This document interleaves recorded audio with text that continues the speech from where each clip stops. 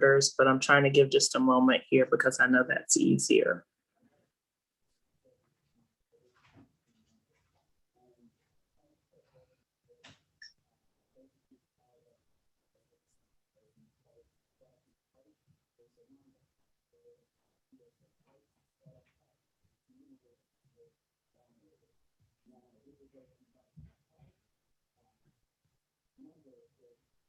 Okay, so I'm not seeing them in attendance tonight.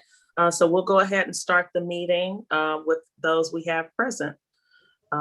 So first off, I want to start the meeting by, calling our May 11th, 2021 meeting to order, and then doing a quick roll call of all the commissioners who are present. So 5D01. Present. 5D02. Present. 5D03. Present. Okay, 5D04. Present. 5D05, I am here. 5D06. Present. And 5D07 had a bicycle accident earlier today, and I think he injured himself and won't be able to join us this evening. But we do, hope that he recovers swiftly. Next on our agenda is the adoption of the agenda.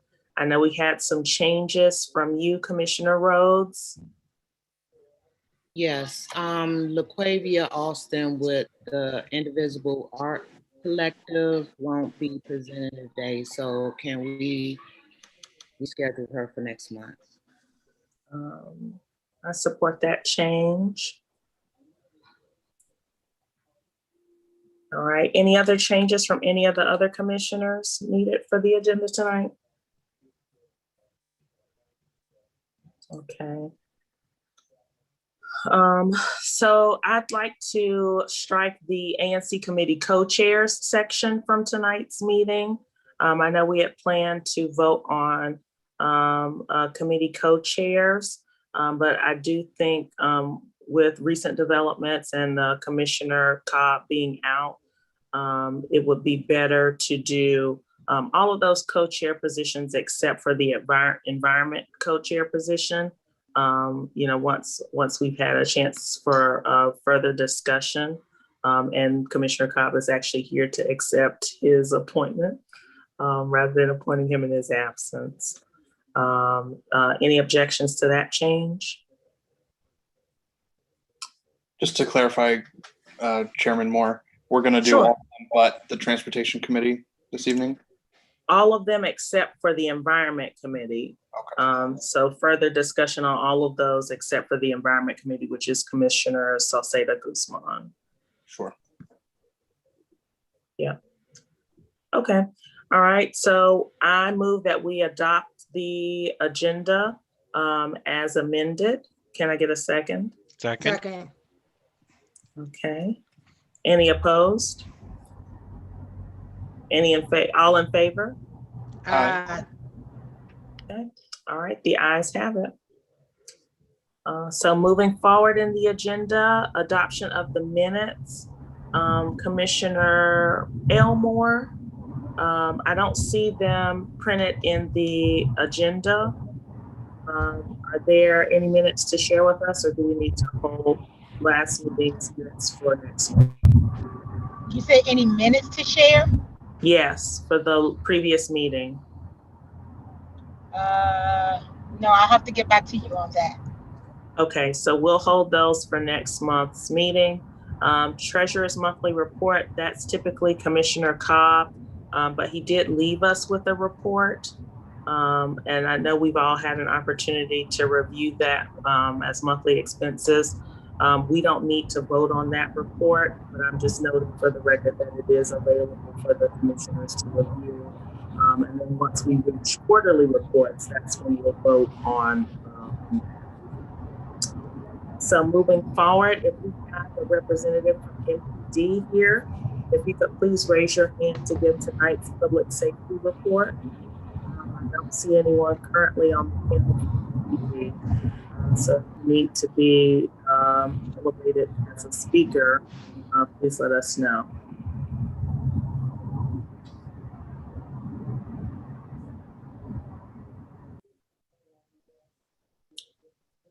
Okay, I don't see anyone from MPD. We're going to move forward in the agenda to the mayor's office. And I do see we have 2 representatives here from the mayor's office. Hello, everyone. How you doing, Commissioner Moore? Doing well. Hope you are too. I'm doing fine. My name is Napoleon Hunter. I will be giving an update. I would like to begin with the Daily Talker, which is a daily matrix. It can be found at coronavirus.dc.gov. The daily case rate is 6.6 per 100,000 people as of Monday. For a general update, the day of action was a big success. We had knocked over 12,000 doors and had more than 1,000 volunteers to come out to push DC residents across all 8 wards to our new walk-up vaccination site. I believe there will be another day of action on the 22nd of this month. I'll make sure that I can keep you updated on, with more information on that, Mr. Moore. To move on for vaccine update, for those that is still interested in getting vaccinated, we have 3 vaccination sites here in Ward 5. One of them is Turkey Ticket, Langdon Recreation, and Lamar Recreation Center. You can feel free to walk up and without an appointment. Also on the 3rd of this month, DC Hope had announced the launch of DC My RR. I will put that on the chat as well. It is a web-based portal that gives district residents secure, easy, free access to their official COVID-19 vaccination record. The portal found at myrr.dc.gov allows users to view, print official copies of their vaccination record and their dependent record at any time. For a homebound resident, if any guys know any homebound resident, you may inform them to call 1-855-363-0333 to register for an at-home COVID-19 vaccination appointment. These appointments will begin Monday, April the 26th. For other than that, I would like to also mention about the SCI and the SCI effort. The last week, the Mayor Bowser had launched a Safer, Stronger DC Summer Crime Prevention Initiative. This SCI is a coordinated effort to reduce violent crime in specific areas in the district through strategic prevention and coordinated enforcement. Every year for nearly 11 years, MPD has identified areas of the city that experience high density of violence and utilize all available resources, including collaborative outreach to prevent violent crimes in those focused areas during the summer months, running from May the 1st to August the 31st. The 2021 summer focus area include Potomac Garden, Rosedale, Langston Carver, Greenway, Fort DuPont, Marshall Heights, Benner Ridge, Washington Highland, and Douglas and Shipley Park, which is all in the southeast. Currently, we are working on doing an event at Carver Terrace. I will also keep y'all updated as we get closer to the date about the event. So, if you guys have any ideas or, anything that you feel that you want to do for the community, feel free to reach out to me or Chairman Moore, and we can figure out how we can put that together. And I would like to leave it there. Open the door for any additional questions or concerns that you guys may have. Okay. Just a reminder that as a member of the audience, you are welcome to ask a question by using the raise your hand feature. It's either at the top or bottom of your screen, depending on what kind of device you're using, or typing a question into the Q&A box. Please don't use the chat feature to type your questions. Please use the Q&A box or the raise your hand feature, and we will unmute you so that you can ask your question. So any questions for the mayor's office? Any comments or concerns that you'd like to raise to the mayor's office? Now will be the time.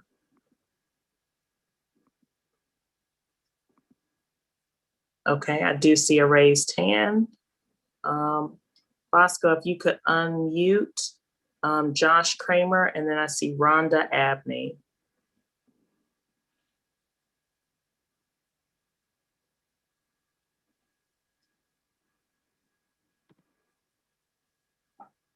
How you doing? My name Mom Lou Stewart.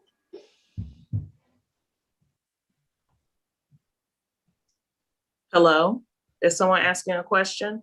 Yes, I would like to ask a question. Okay, go ahead. Okay, but for the record, my name is Mom Lou Stewart. Okay.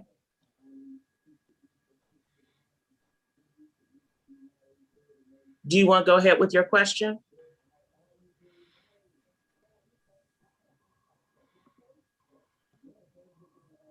Okay, if we can't hear you, we're going to have to go ahead and move forward to the next question. Can you hear me? Yes. Okay, so I wanted to ask a question in regards to Morka, returning off the mayor's office for returning citizens, allowing guys that came home to use the address for them to get mail there. A lot of the young guys that been coming home recently been asking about, was that still being an avenue due to, when COVID had happened, they kind of shut all of that down. So are they, is that opening back up the mayor's office for returning citizens using the address?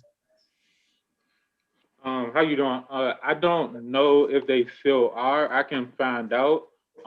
If you can text me your information, so that I can circle back around with you. I can get that information for you tonight. Okay. And yeah, my number is 202-251-5049. Okay, and then I'm just going to ask if the Mokers, I think you put your number and information in the chat, but you only shared it with the other panelists. So if you could share it with all attendees. Yeah, and my partner had put all the information in our chat, including our cell and our email address. Okay, great. So it's in the Thank chat? you.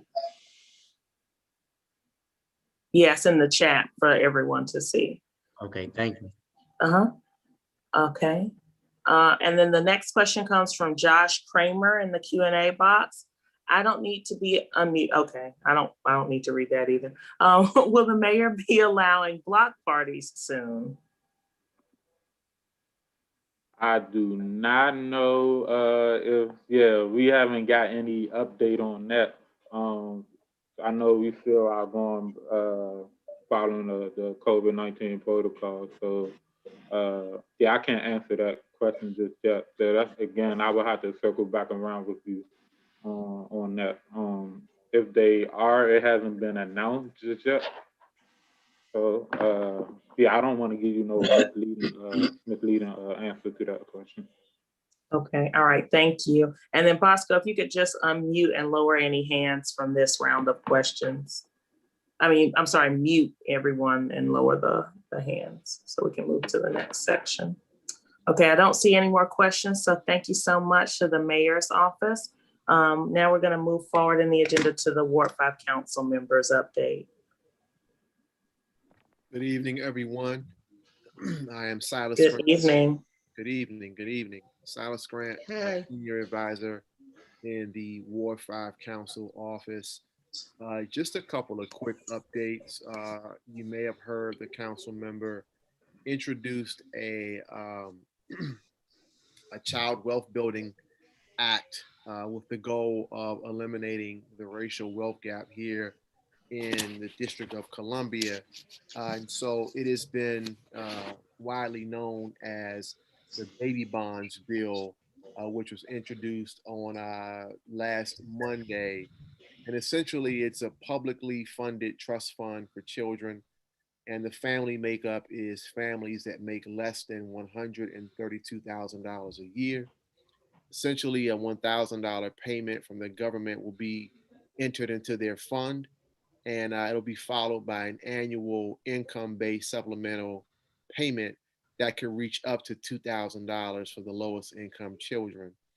Upon turning 18, the child would be able to withdraw the money for specific uses, and some of those allowable uses are education opportunities, business ownership, or investment in a business, or an opportunity to have closing costs or some sort of investment toward purchasing a home.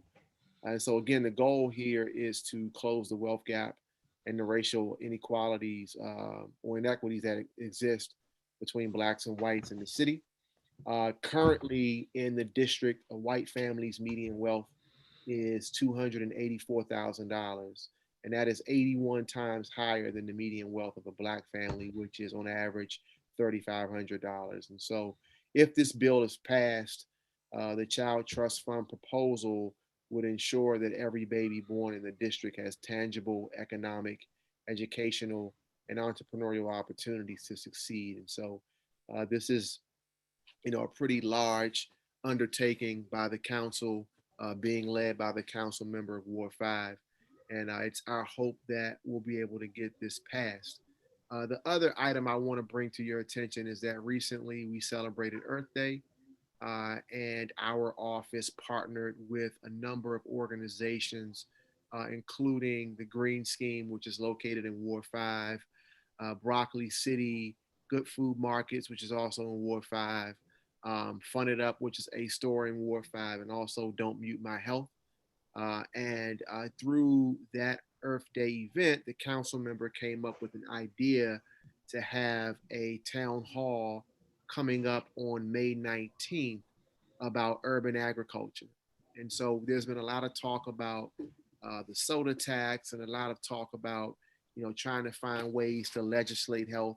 And the council member believes that it's important for us to introduce agriculture, farming, those sorts of things early.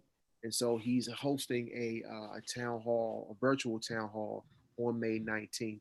We're finalizing the flyer in the next day or so. So I'll make sure to get that to all the commissioners in 5D. And we want to make sure that folks are able to get information, one, on how to participate on a personal level when it comes to agriculture, gardening, and things like that. But then also there's some entrepreneurial opportunities that may present themselves as well. So that's going to be a pretty good conversation with some experts in that space, and we're looking forward to that. So, Chairwoman, those are my remarks in my report for the month of May. Okay, thank you so much. And just a reminder to everyone, if you do have questions, go ahead and use the raise hand feature so that we know that you have a question. Or you can type your question into the Q&A box. And please don't type it into the chat box. So we'll give just a moment here for people who might be typing or looking for the raise hand button so you can ask Silas a question. Commissioner Moore, I had a question. Go for it. Mr. Grant, I had a question. In terms of the baby bonds that you mentioned, would anything change if DC becomes a state? That's a very good question. And I have to talk to our committee director about that. There are a number of things that that the answers have to be provided that have not been provided just yet. So I don't have an answer for that. But what I will do is I'll talk to our committee director. Normally, she and I meet on Thursday, so I'll bring that question up to figure out if there's any impact the potential for statehood. Okay, I ask because a lot of our Black, brown brothers and sisters, they made use of DC tag. And my understanding is if we become a state, we won't have those kind of benefits for the community more. So this is something that piques our interest because it's something that can at least not replace it directly, but at least assist for what it was doing in the past. Yeah, so one question that came about that is not directly that one, but it reminds me of another question. Someone asked about potentially when that child gets to college age and they're going after financial aid, if that trust fund will impact their stated income. So that's a question that we've got to answer. So to your point about DC tag and scholarship opportunities that may not be available because of statehood, we've got to figure out what this trust fund looks like as far as stated income. And then also, as you mentioned, if we are in a position where we are a state by the time this actually happens, or at any point in the process, how does that look? So I'll be able to track that down and get you guys an answer on that. Thank you. You're welcome. Okay, I don't see any other questions in the chat box. And I've put my information in the chat as well. Okay, all right. Well, thank you so much. I appreciate that. Thank you. I got a phone call just at the start of the meeting from the Office of Neighborhood Safety and Engagement to share that someone would be on the line from that office. If you're on the line from WANS, if you can use the raise hand feature to identify yourself so that we can find you and make you a panelist.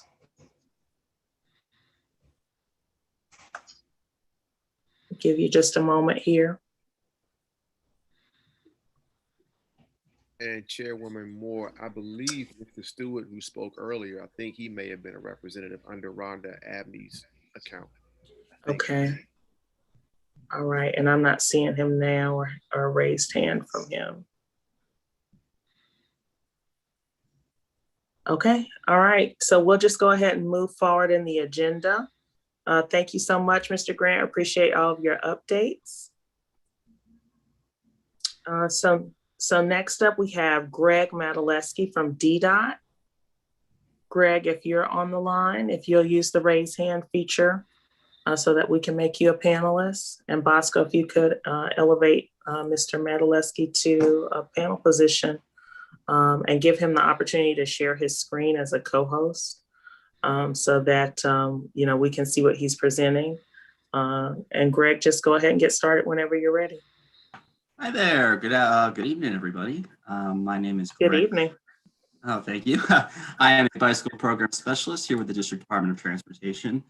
Here to present an update to the ANC on the West Virginia Avenue Northeast Safety Project. So let me bring up my slides real quick. I have a quick little presentation here. Before we begin, are you all able to see my screen? Yes. Yes. All right, wonderful. Thank you. Just before we begin, just a brief overview of where the project, how big the project's going to be and where it's going. Okay, no, I'm on the right one. All right. So this project, the West Virginia Avenue Safety Project, goes all the way from 8th Street Northeast in the western end, all the way up to New York Avenue in the east. I apologize, I think I have the wrong photo here. This is for phase 2 of the project. But this is a portion I presented about February. The objectives of the project are basically to improve safety on the corridor. We want to reduce vehicle speeds. We want to increase visibility at crosswalks. We want to add crosswalks as well to facilitate safe crossing. And we wish to add protected bicycle lanes. Brief overview of what we proposed way back in February.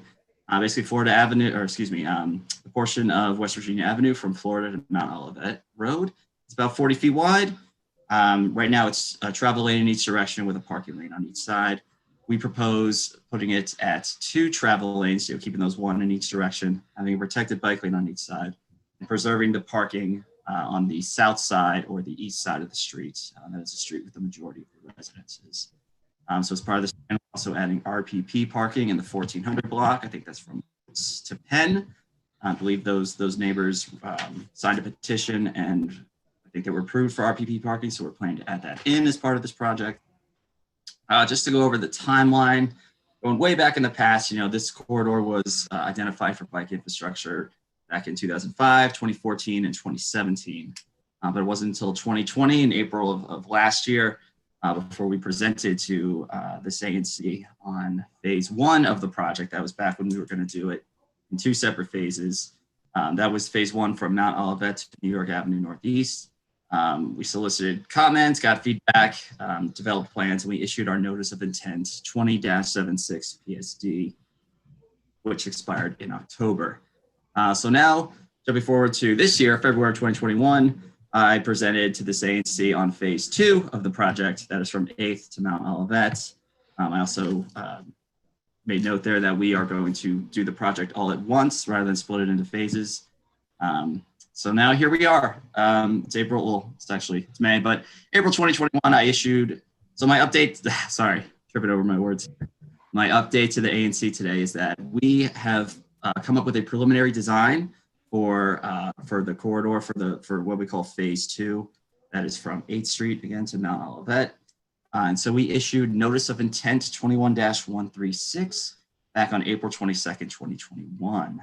We presented notice to Chair Moore and I believe the commissioners of the SMDs that are affected by it. And so we have a 51-day public comment period because we are in a public health emergency. And so the NOI will close for public comment on July 6th. And so just give you a sense of how fast we're thinking of moving. We're looking to solicit comments, reach out to stakeholders and finalize the design later in summer 2021. And then by the end of the summer, implement the safety project on the entirety of the corridor. That is both phase 1 and phase 2. So if you're wondering, where do I find these plans? You keep talking about plans. Where are these plans? So the 30% plans, these are preliminary plans. They can be found online on DDOT's wiki page for the project. I have a link here and I will post it in the chat as well. But it's wiki.ddot.dc.gov. You can search West Virginia Avenue Northeast and it will pop up.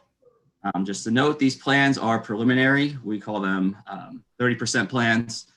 So they are subject to change. So, we've already gone through a couple of rounds of review here at DDOT. So one of the things we're adding to these plans is more crosswalks to facilitate those safer crossings. But if you want to comment, if you want to take a look at these plans, they're available at this link. Again, I will post them in the chat. And if you wish to comment, feel free to submit comments to greg.matlesky@dc.gov. That's me. So please be nice when you send in your comments.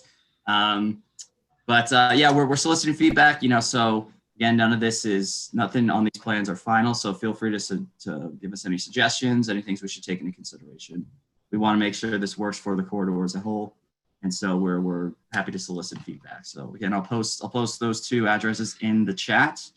But for that, I'm happy to take any questions with the remainder of my time. I think I've got like 5 more minutes.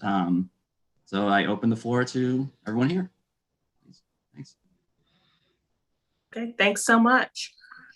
So first off, do we have any questions from the commissioners? And while the commissioners are asking questions, if you're a member of the audience, if you'll use the Q&A feature or the raise hand button, we'll get to your questions as well. So any questions from the commissioners? I had one question. What was the exact reason behind expediting the process in terms of putting it in 2 phases, splitting it from 2 phases just to 1 now? Oh, sorry. Yes. So the reason why we expedited it is because we're going to be repaving a significant portion of West Virginia Avenue Northeast over the summer. And we didn't want to, we thought we could get it all in one crack. And we also didn't want to leave this gap in the network because before we were planning on doing it in the 2 phases. So we would have done the northern phase first, which would have left this like 1/2 to 3/4 mile gap between Florida Avenue and Mount Olivet. So it kind of really didn't make sense to proceed that way. So we're looking to combine them all into one. So it may not happen like immediately, like we'll pave it all at once. We might pave one section and then restripe the other one like a week or 2 later. It'll be quick back to back. Understood. And then a question, what does DDOT do exactly once a project is done? Do you guys follow up to do any research on the effects of your project in terms of where this is? I asked this question based on the fact that many of the residents on West Virginia on fixed incomes and property taxes are already dreadful to them, and we're losing a lot of houses because of it. So what exactly do you all do in terms of that information and research? Do you guys look into it or just let things go by? So we do follow up on our projects. We evaluate them to see, what things are going right, what's going wrong. So we look at things like average speed or average daily traffic or the amount of folks that are biking on the corridor. We can do survey data, seeing what people think of the corridor as a whole. They feel it's safe. But do you do any research on the effects of the projects on the people that actually live in these corridors? I'm not certain I understand. Do you do research on the effects of a project like this? Do you do research on the effects of the property owners, particularly in corridors like this? These are the questions that my constituents ask because they want to know if their taxes are going to go up. Well, I don't know if I can comment specifically on the taxes or the assessed value of houses or anything. I'm only asking because we know at least in our area that it's being heavily gentrified and developed. And when things like this pop up, those are the first new bullet points on their Zillow pages or Redfin pages. So the older generation that's lived here in Trinidad, born and raised, they don't mind and having these bike lanes put in place. They think they can go without it or they can live with it. It's fine with them. They've been riding bikes since they were children. They know how to ride bikes on these streets. I understand that a lot of the new residents, they're the ones that are really benefiting from this because they don't understand. They don't know how to probably ride a bike down West Virginia because they never had it kind of traffic in their face, right? So I understand concerns on both sides. My concern is that do you guys do research on the effects of your projects that could really affect some people that just really can't afford to keep up with this kind of stuff? I'll probably say no. I don't believe we do. In terms of like raising in value, I mean, when we evaluate a project, we look at like the safety impacts, and we want to make sure the project is working as intended to ensure safe passage for everyone. As far as things like rising property values or anything, I don't think that's something that we actively research on a project. Not saying that we can't. I just don't believe that's something we actually do. Understood. Thank you. Greg, I Okay. had a couple things. Sure. No, go for it. Thank you. Greg, quick question, only because you mentioned it earlier about RPP.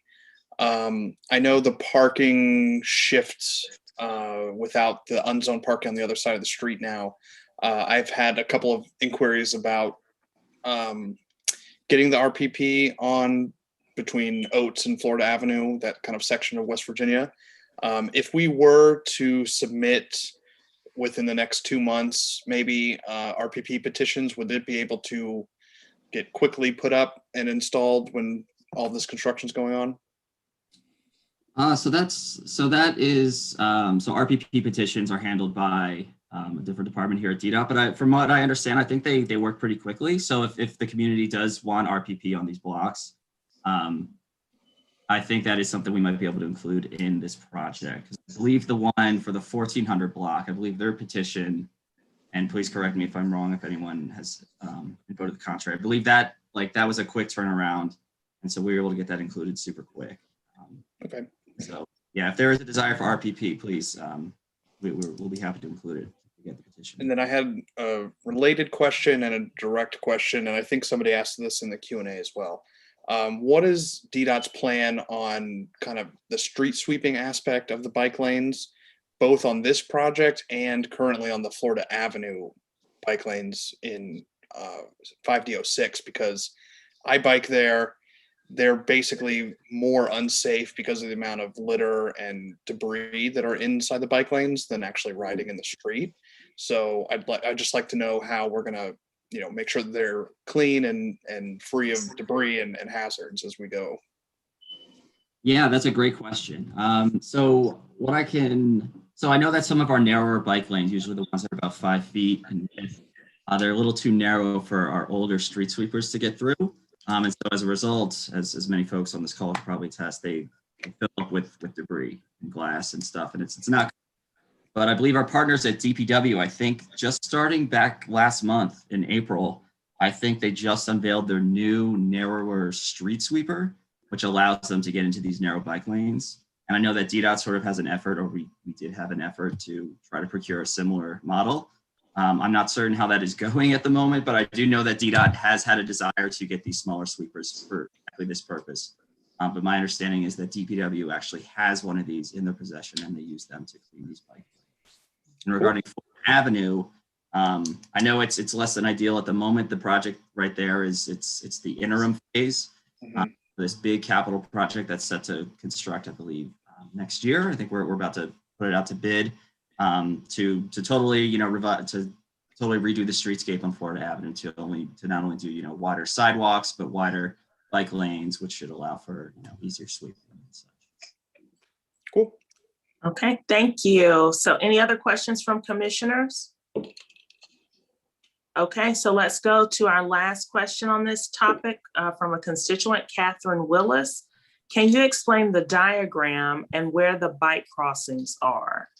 So I think it's maybe 1 or 2 slides back. Is it this one right here? I think it's the one that shows the bird's eye view. And Catherine, if you'll just chime in and let us know which diagram you're referring to. Is it maybe this one right here? Yes. Is that it? That Catherine says yes. Okay, yes. And I'm sorry. So the question is about these, I guess, these green things right here, these crossings. Yeah. All yeah. right. So where are the crosswalks?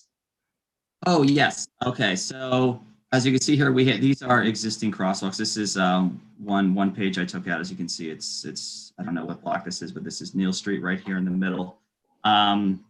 So if the question is regarding these green things, we call these green hatchings or striping. We put this around conflict points. So we put this in front of, we put this where bike lanes cross over intersections, for example, here at Neal Street Northeast, or across, driveways or alleyways, as you can see here. If the question was about crosswalks, they have not been added to this plan, additional crosswalks, but I do know we are looking to add crosswalks at Rum, at Corcoran, Holbrook, I think at Oates. Yeah, we're adding a bunch because I know that a lot of folks do, they cross the street, and technically these are legal crossings, even if there isn't a marked crosswalk. Any intersection with 2 streets is a legal crosswalk. So we want to make it as safe as possible for folks and give that expectation to drivers that people will be crossing the street. Okay, all right, thank you so much. Yeah, thank you all. And I'll put my info again and the link to where you can find these plans in the chat. But if anyone has any questions, feel free to reach out. I'm happy to work with you. Okay, great, thank you. So next up on our agenda, we have Gordon Fletcher. And Gordon, if you can unmute and just let us know if you have any slides to share, we can make you a co-host. Yes, I have one slide that I wanted to share. I did send that slide to Commissioner Hoffman, and not sure if he will be able to pull it up. If not, it's not needed right now. It's not the most critical thing. Okay. All right. I know you have the ability to share, Commissioner Hoffman. So if you want to go ahead and share your screen, you can do that. But just get started whenever you're okay, ready. Great. Well, good evening, everyone. My name is Gordon Andrew Fletcher.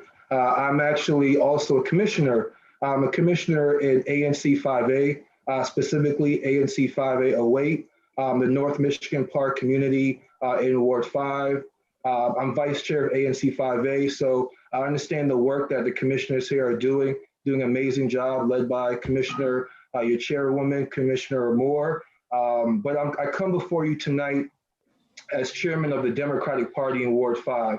I understand that ANC meetings are nonpartisan, so what I'm talking about tonight is just information. Primarily, I'm speaking to you about the upcoming Ward 5 Democrats election. That election will be held on Saturday, June 26th, and Saturday, June 26th. And it's going to be more than likely held at Faith United Church of Christ, right off of South Dakota Avenue, near North Michigan Park. The nominating committee is going through the process right now of finalizing that location. The time will be 9 a.m. to 12 p.m., 3 hours. And the only other Ward Dem organization that has had an Ward election so far, Ward Dem's election so far, was Ward 7. And I'm not sure if anyone heard about that election, but they had, ladies and gentlemen, they had over 600 folks come out in a matter of 3 hours. And so, voter turnout is something that we always want to encourage. So I just thank Commissioner Moore. I thank Commissioner Hoffman, other commissioners here that I've known or met. for giving me the opportunity to inform individuals about the upcoming election. Once the location has been finalized, I will let your chairwoman, Commissioner Moore, know, so that way she can just send it out for information purposes. Now, many people might not know about the Ward 5 Democrats. It is one of the oldest organizations in the ward. It's been around since the beginning of Home Rule, which is 1973, 1974. And again, even your own chairwoman, Sadell Moore, served as first vice chair of the Ward 5 Democrats. And Commissioner Hoffman has been a committed person with the Ward 5 Democrats. Commissioner Rhodes has also been very instrumental with the Ward 5 Democrats. So as you can see, there is some nexus between ANC meetings and ANC leaders and the Ward 5 Democrats, even though they're supposed to be kept separate. It's about leadership and just being involved in our community together in various ways. Before you is just about like a review of some of the things that the Ward 5 Democrats has done within the last year or so. We send out monthly newsletters. We've had a motorcade to get out the vote back in June for the June primary.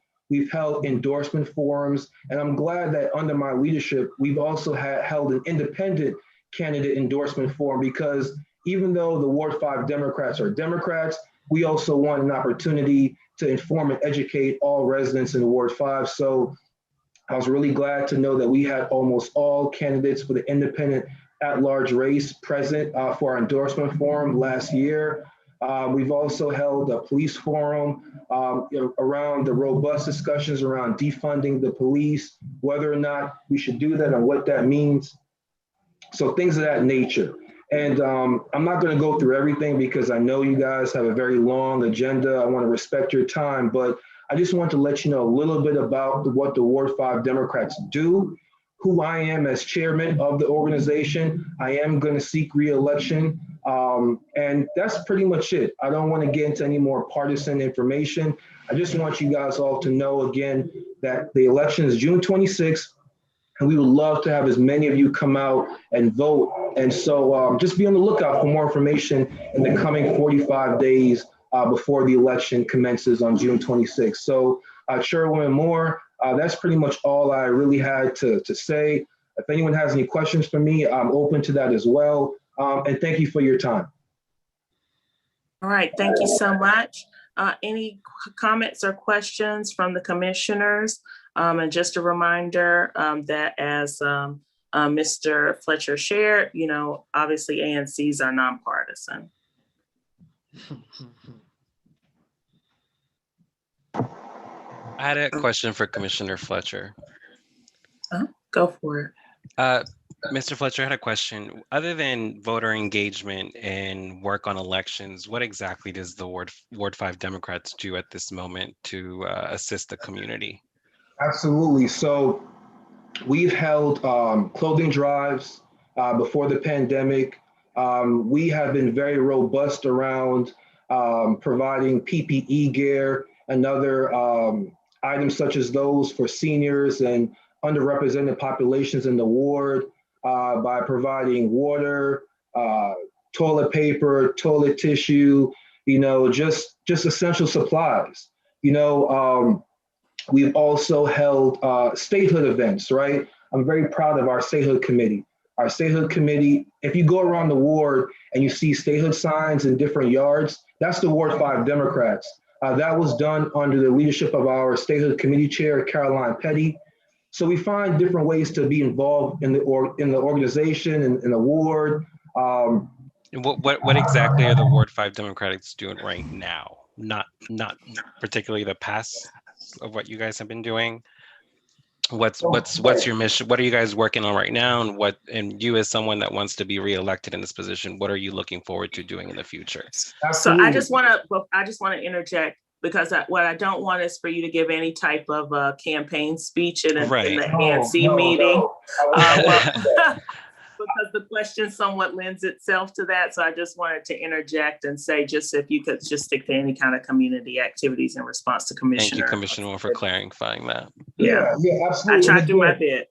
I understand the fine line. So I was just going to let you know that on Thursday, May 20th, we will be hosting an event, a forum around ranked choice voting. This has been a topic that has been very polarizing, not just in Ward 5, but around the entire city. So what we want to do is provide a neutral platform forum where we can have those who are for it and against it for information purposes, because we want to continue to inform residents about what's important in our community. And at our meeting the end of this month, we will be having Councilmember Christina Henderson, at-large member, and also Councilmember Brooke Pinto coming to provide greetings and remarks. So those are some things that we're doing right now currently. Thank you. No problem. Thank you for the question. Okay. All right. Thank you so much. I appreciate the update. Thank you. Very good to see you in your other capacity. And I'll Good to see switch you back too. to calling you Commissioner Fletcher in your other role. But thank you all. You guys have an amazing commission. And we just, just any way that we can support you or anything, just let us know. Thank you all. Okay, great. Thank you. So next up, we have Miss Nancy Lyons from Murals DC. And she wants to discuss with us a project in Ivy City. So Miss Lyons, if you want to share your screen, just let us know and we can give you that additional permission to be able to share your screen. Okay, I don't know how tech savvy I am, but Okay. I'll give it a try. All right, do you need to share? Wait, am I gonna have to, wait. I do, I would like to share, it may be helpful. Okay, all right, you do have that ability to share now. Okay.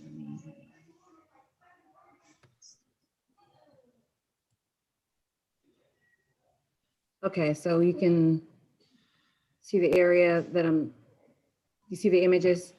Yes, we can see. Okay, thank you. Good evening, commissioners. Thank you for having me. I just wanted, my name is Nancy Lyons, and I'm with the DC Department of Public Works Murals DC project.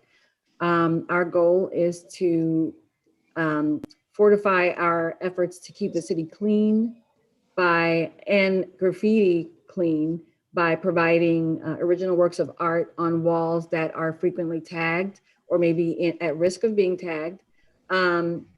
We have received requests from three property owners in Ward 5 in 5D. The two that were most likely interested in providing murals for are the 1356 Oakey Street Northeast, which is the wall at Ivy City Smokehouse, right next to DC Winery.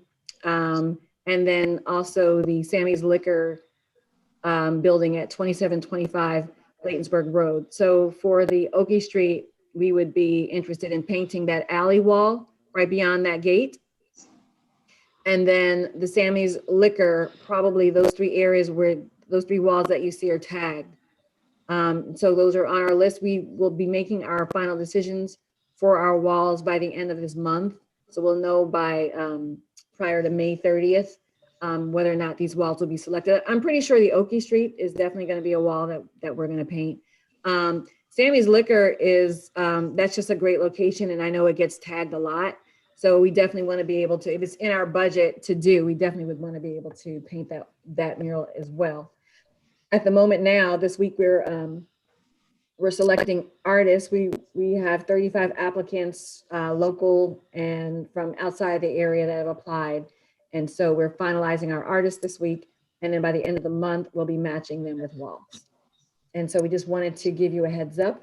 If there was anything that you wanted us to know about the neighborhood that we can share with the artists, and just helping in terms of the artists coming up with design concepts. And that's something that the artist typically works with the property owner to do. And we would be looking to get started at some point with the, developing the mural, probably in July. Okay, thank you so much. Any questions or comments from the commissioners? And while the commissioners are coming up with their wise words to share with us, if you're a member of the community and you have a question, just a reminder to use the Q&A box or to use the raise your hand feature. Commissioners? I had a question for Ms. Lyons. For example, on this Sammy's Liquors site that you say it gets tagged a lot, does your organization with DC, does your office with DC, do you all work on fixing any of these mural sites that potentially get tagged again? Yes, if a mural gets tagged, we typically will get the artist involved to fix it, depending on the extensive damage of the tagging. In our agreement with property owners, I think it says we'll come out like within the year. But for the most part, because our murals are sort of our calling card, if a mural is damaged, if it's in our budget, we'll work with the Commission of Arts, because they usually will have a budget in their they'll have renovation funding. So we'll typically work with the commission to repair murals, and murals that get old, faded, and peeling. We sometimes will just do a repaint of that same design. So yes, to answer your question.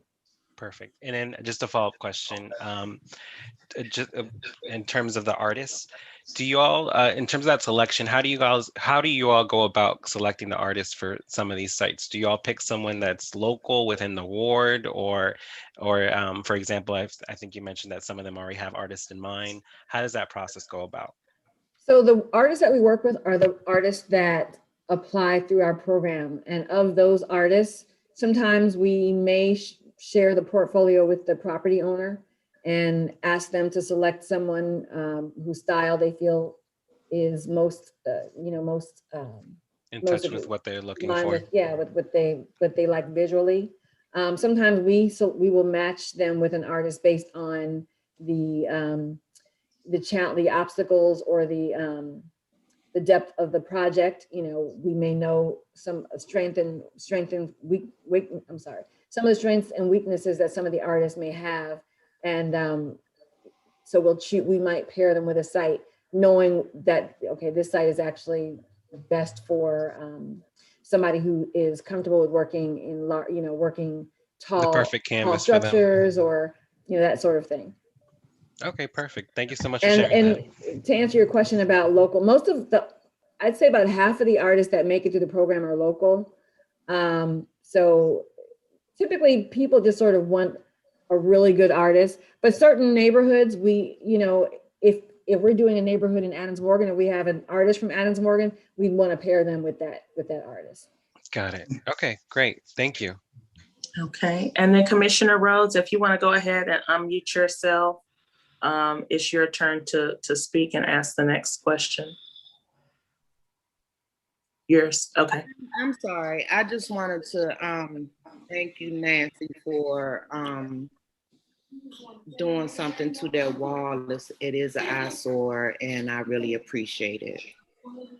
Oh, you're welcome. And I think with that wall, we probably would apply because Commissioner Salvador, when you asked about whether or not we come back and retouch, you probably have some concerns that wall, that it would still be tagged. We would apply a graffiti prevention coating on top of that, so that if that does happen, hopefully the property owner can just hose it down and it should wash off. So that wall in particular on the Bladensburg Road, we know we would definitely need to do that. I don't think that would be a concern for the Oakey Street wall, but definitely for the Sammy's Liquor wall. Oh, it's good to know that exists. I was speaking about the Oakey Street.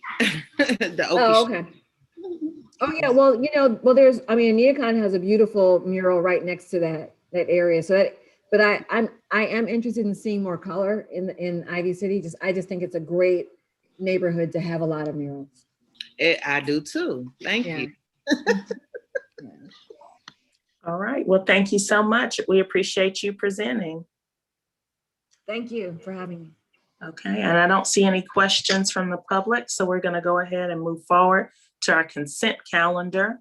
Just a reminder for everyone who's not familiar, consent calendar basically means these are some items that are kind of normal ANC business. We don't think that these should be controversial items. And so it's our intention to, move forward with a single vote to support all of the items under the consent calendar portion of our agenda. Does anyone object to any of the items on the consent calendar? Okay, hearing no objections, I move to support all the items listed on the consent calendar. Can I get a second? Second. Second. All in favor of the consent calendar items as written on our agenda?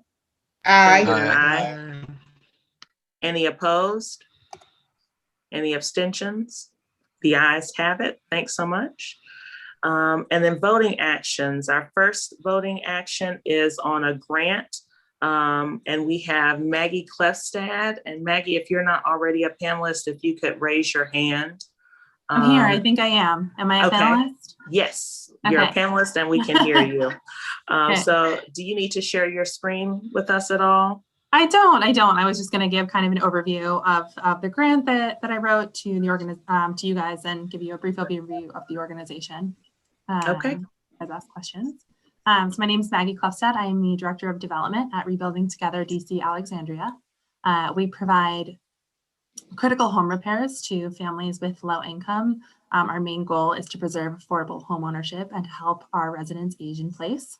And so we have made a grant request to ANC 5D of $20,000 to serve families in your ANC. This would, we have about 20 to 30 homeowners on our wait list that fall within your jurisdiction.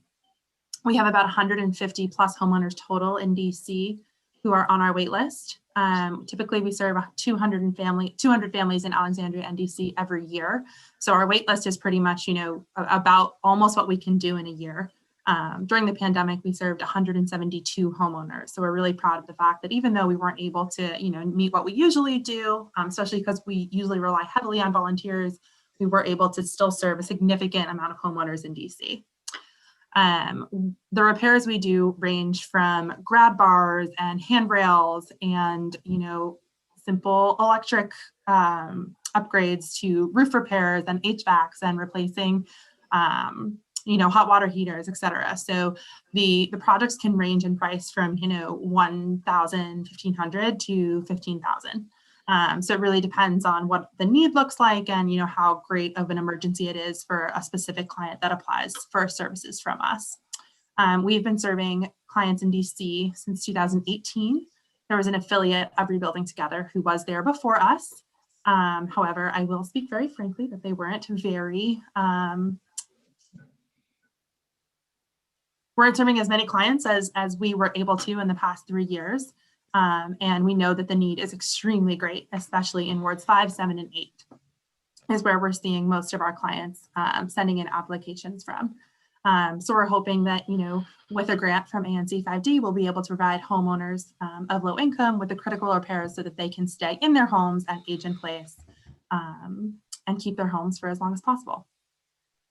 Okay. So before we go to questions from the public, and I'm just going to tell everyone in advance, if you just try to stick to kind of the grant application itself and not sort of, well, at my house, I've got a leaky pipe. So let's keep it high level. But if we can get questions from the commissioners, questions or comments from the commissioners first, and then we will move to questions from the public. So anything from the commission?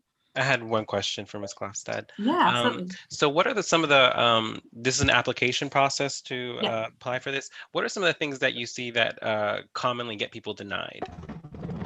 Really, it's two things.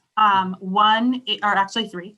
One is you're just above the income level threshold. So we serve homeowners who are below 80% and below of AMI. So average mean income from the area. It's about 24 to 30,000 for a family of 4. And the other thing would be that we just either have a very long wait list. So, we don't want to put someone on our wait list that can't get served within the year. And the other would be that the project is like $50,000 that we just don't have the capacity to do. We might be able to do small repairs to help them live safely in their home, but not, replace something that might be upwards of that kind of cost. So those are really the only reasons that someone might get denied. I don't want to say denied, or just, maybe put services, not get served immediately. No, I appreciate you sharing that, because I think some people just need to be aware of some of these things so they don't waste time or right. And we try to be very upfront. Right. We try to be very upfront with our clients, especially, throughout the pandemic, that when the pandemic started, our wait list was about 250 and we've gotten it down to about 150. So, and that, we're trying to carry on clients that have been waiting for a long time, but we do already have clients on our list who fall within the requirements and in your district. So, Great. Thank you so much. Of course. I had one question. Yeah. Would the grant money that we give you exclusively be serving residents of ANC 5D? Correct. Okay. And if you could just walk us through the specifics of the grant request, so the amount, the the timeline you're hoping for. Yeah, absolutely. It's a $20,000 grant request that we would anticipate serving 2 to 5 homes, depending upon the scale of the projects that are needed. We try to make a concerted effort to balance between, serving a lot of clients and serving clients who have like large projects with emergencies. So once we don't like to tell you in advance, like, hey, here are the 5 that we're going to serve, because things might change by the time that the grant request goes through. Obviously, we will tell you if a grant is approved, which clients we are serving, and make sure that we're on the same page there. And so the $20,000 request and timeline, we are flexible. We work all year round. Typically, we do work with volunteers all year round. Throughout the pandemic, we've been working with just staff and local contractors. So we've been supporting local small businesses as well in DC and Alexandria. So we're flexible on timeline, but once a grant is approved, we move very quickly. Okay. Thank you. Okay, I'm not seeing any additional, spoke too soon. So I do see a question here from a constituent, Patrice Lancaster. Is it income-based? Do elderly residents get preference? So it just so happens that a lot of our clients are elderly. The average age of our clients is 75 years old, but that doesn't mean we exclude anyone else from a different age bracket. It is really income-based. And we do have specific programs for elderly clients that we can work with you on, but it is not necessarily something that will get you into the program sooner rather than later. Okay, all right. So I just want to say thank you so much for your presentation, and just highlight that I know that you are already, as part of the application that folks can see online, in good standing with the District of Columbia, obviously using licensed professionals to do any work. So I just wanted to highlight those things that are already written in the application to make that clear for people that was part of our deliberation process. Yes, thank you very much. Yes, we are 501c3 accredited. We have all of the paperwork that we need to do work in DC, and we are very, very confident and proud of our contracting partners who we work with. We don't work with anyone who has negative reviews, and we try really hard to make that process super, super easy for our clients. Okay, all right. So with that said, and I don't see any additional questions, I move to support the grant application as submitted. Can I get a second? Second. All in favor? Aye. Any opposed? Any abstentions? Okay, the ayes have it unanimously. Thank you so much for your excellent presentation. Thank you all so much. I really appreciate it. I'm so excited to work with you all. Oh, we're excited for y'all to help us too. Yes. Thank you guys. Awesome. So next up on our agenda, we have several resolutions from Commissioner Hoffman. So Commissioner Hoffman, if you'll get started with the audit of DOES, and then we'll move through the rest of the items that you've got listed. Yeah, I was very busy this month. My first resolution is a support of an independent and existing OAG, OADC audit of DOES. So recently, Councilmember Alyssa Silverman at a DC Council Committee on Labor and Workforce Development UI roundtable announced that the DC auditor would be conducting an audit of DOES. This is a resolution to support the expedition of that process, because as we know, that could take upwards of a year to process, and some of the findings may require some immediate action as far as back pay and claimants being denied falsely under various restrictions with unemployment. But we're also in this resolution asking for an additional independent investigation in DOES, because there have been some claims by claimants and others in the community that not all federal regulations have been followed with DOES with the unemployment crisis. Not all of their own mandates have been met. And we essentially are just looking for answers to a lot of questions that DOES has either refused to answer, is unable to answer, or just has ignored. So this resolution is simply outlines the reasons and why we think it would be possible and prudent to do that. And I hope that we can vote to support that, because I know there's a lot of claimants that are still struggling week after week with unemployment. There's been multiple disruptions in the disbursement of payments, and we'd like to see a full investigation both internally and independently of the entire organization and how they've managed and administered UI. Okay, so any comments, questions, or discussion from the rest of the commission?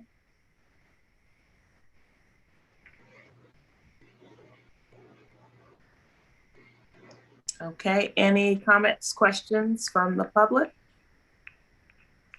Okay, seeing none, I will turn over the floor to Commissioner Hoffman, and you can make your own motion. Yeah, I motion to pass the support audit of DOES resolution that I submitted tonight. Can we get a second? Second. All right, all in favor? Aye. Any opposed? Any abstentions? Okay, the ayes have it. Thank you so much. All right, Commissioner Hoffman, the floor is still yours. Yes, so my other resolution that I have submitted for you this evening is in opposition to excise taxes in the district on consumer products. So various nicknames for this bill that have come before the council. It's called the soda tax. Its actual name is the Nutrition Equity Amendment Act of 2021, I believe. Essentially is a repeal of the sales tax and an imposition of an excise tax on certain consumer products that's fairly, in my opinion, inconsistently enforced across the district. Essentially raising the prices of consumer goods for everybody in the middle of a pandemic recovery that we're seeing right now. It is my opinion and the vast majority opinion of small business owners, specifically in the bar and restaurant sector, that this is not a bill that supports the recovery or the well-being of the people that it's supposedly helping. The bill is tied to a consumption-based tax funding mechanism for health and wellness programs in wards 5, 7, and 8. This resolution does not.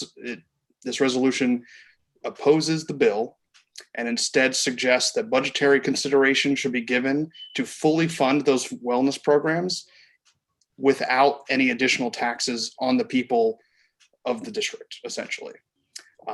I don't believe that this excise tax has any burden of proof that it works to curb consumption. I don't believe that it helps the businesses that will then have to pass those taxes on to consumers.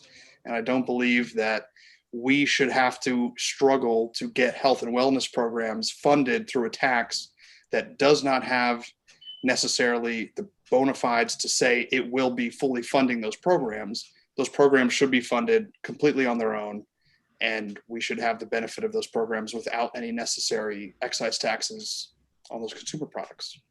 So that's essentially what it says. And yeah, so I saw Cole's question. It is for sodas specifically. However, if you really wanted to target consumption of over-sugared products, there's no tax on coffee drinks that are served either in local coffee shops or something you'd get out of Dunkin' Donuts or McDonald's. There's no taxes on fruit beverages that have added sugar, and there's no tax on just things that you would immediately come to mind when you think sugary beverages. Some of them don't have that tax applied to them. So it really doesn't make a lot of sense, in my opinion. Okay, thanks so much. So any comments, question, or discussion from the commission, and then we'll move to our constituents. I got one question about the So Commissioner Hoffman, because someone was telling me about this earlier, a store owner, it's just for the sodas. It's no Huggies, no squeezy drinks, no green, blue, red drinks. It's just for the sodas. I believe when you're talking about the colored drinks, I think they fall in that category, but it is essentially targeted at traditionally sweetened soda beverages. As far as the bill language, yeah. Okay, so did you explain why you think, or why it's just taxing those drinks and not the other drinks that you called off? My reasoning for the opposition of this bill is that increasing taxes on specific products to fund programs that are there to help people make better choices, to me sounds like a completely backwards way of making better choices for people. I don't know that if you really wanted to curb consumption, one, the tax would be way higher, and two, you would include a myriad of products, essentially making it illegal to be making bad choices. But that's not what this bill is doing, and it doesn't go far enough. And those programs it's funding should already be fully funded in this next budget. Exactly. So I'll just offer some comments and discussion of my own. I mean, I appreciate an impassioned perspective on issues, but I do think it's overstated. And I think that this is a situation where, for a variety of reasons, I just adamantly disagree, with your position, especially, in our role as ANC commissioners. I think the first thing that jumps out here at me is the obvious tobacco fights of the 90s. Which I think is an excellent point of comparison, and the fact that money itself does not grow on trees. And so I think that this would be appropriate to have more of a discussion with the community and have people who are, very well versed on the actual particulars of the issue and can inform the public before we're just jumping right to the decision phase, to help our constituents better understand exactly what items would be subject to the tax, how it will potentially impact them, and then what items would be funded by the tax, and, really have an opportunity to fully educate the community and have a much more robust discussion. I think the second piece of it that really kind of, I guess, irritates me, to be frank, is the fact that I see this happening in DC a lot, where interest group A has a battle with interest group B, and then we have fake grassroots campaigns showing up all over the city with the same stock art senior citizen Black lady giving some quote that she never made. It's just kind of, Cambridge Analytica, door knocker version. And so what I don't want to do is participate in that. And I think, even in our COW discussion, I was really kind of frank and direct about even some of the businesses that were listed there as being in opposition. Those store owners were not even people that were talked to before their business and their name was included as being in our community and opposed to the item. In particular, I know Zacharias, who's the owner of the Food 7, has been out of the country for the majority of the year and just got back a few days ago.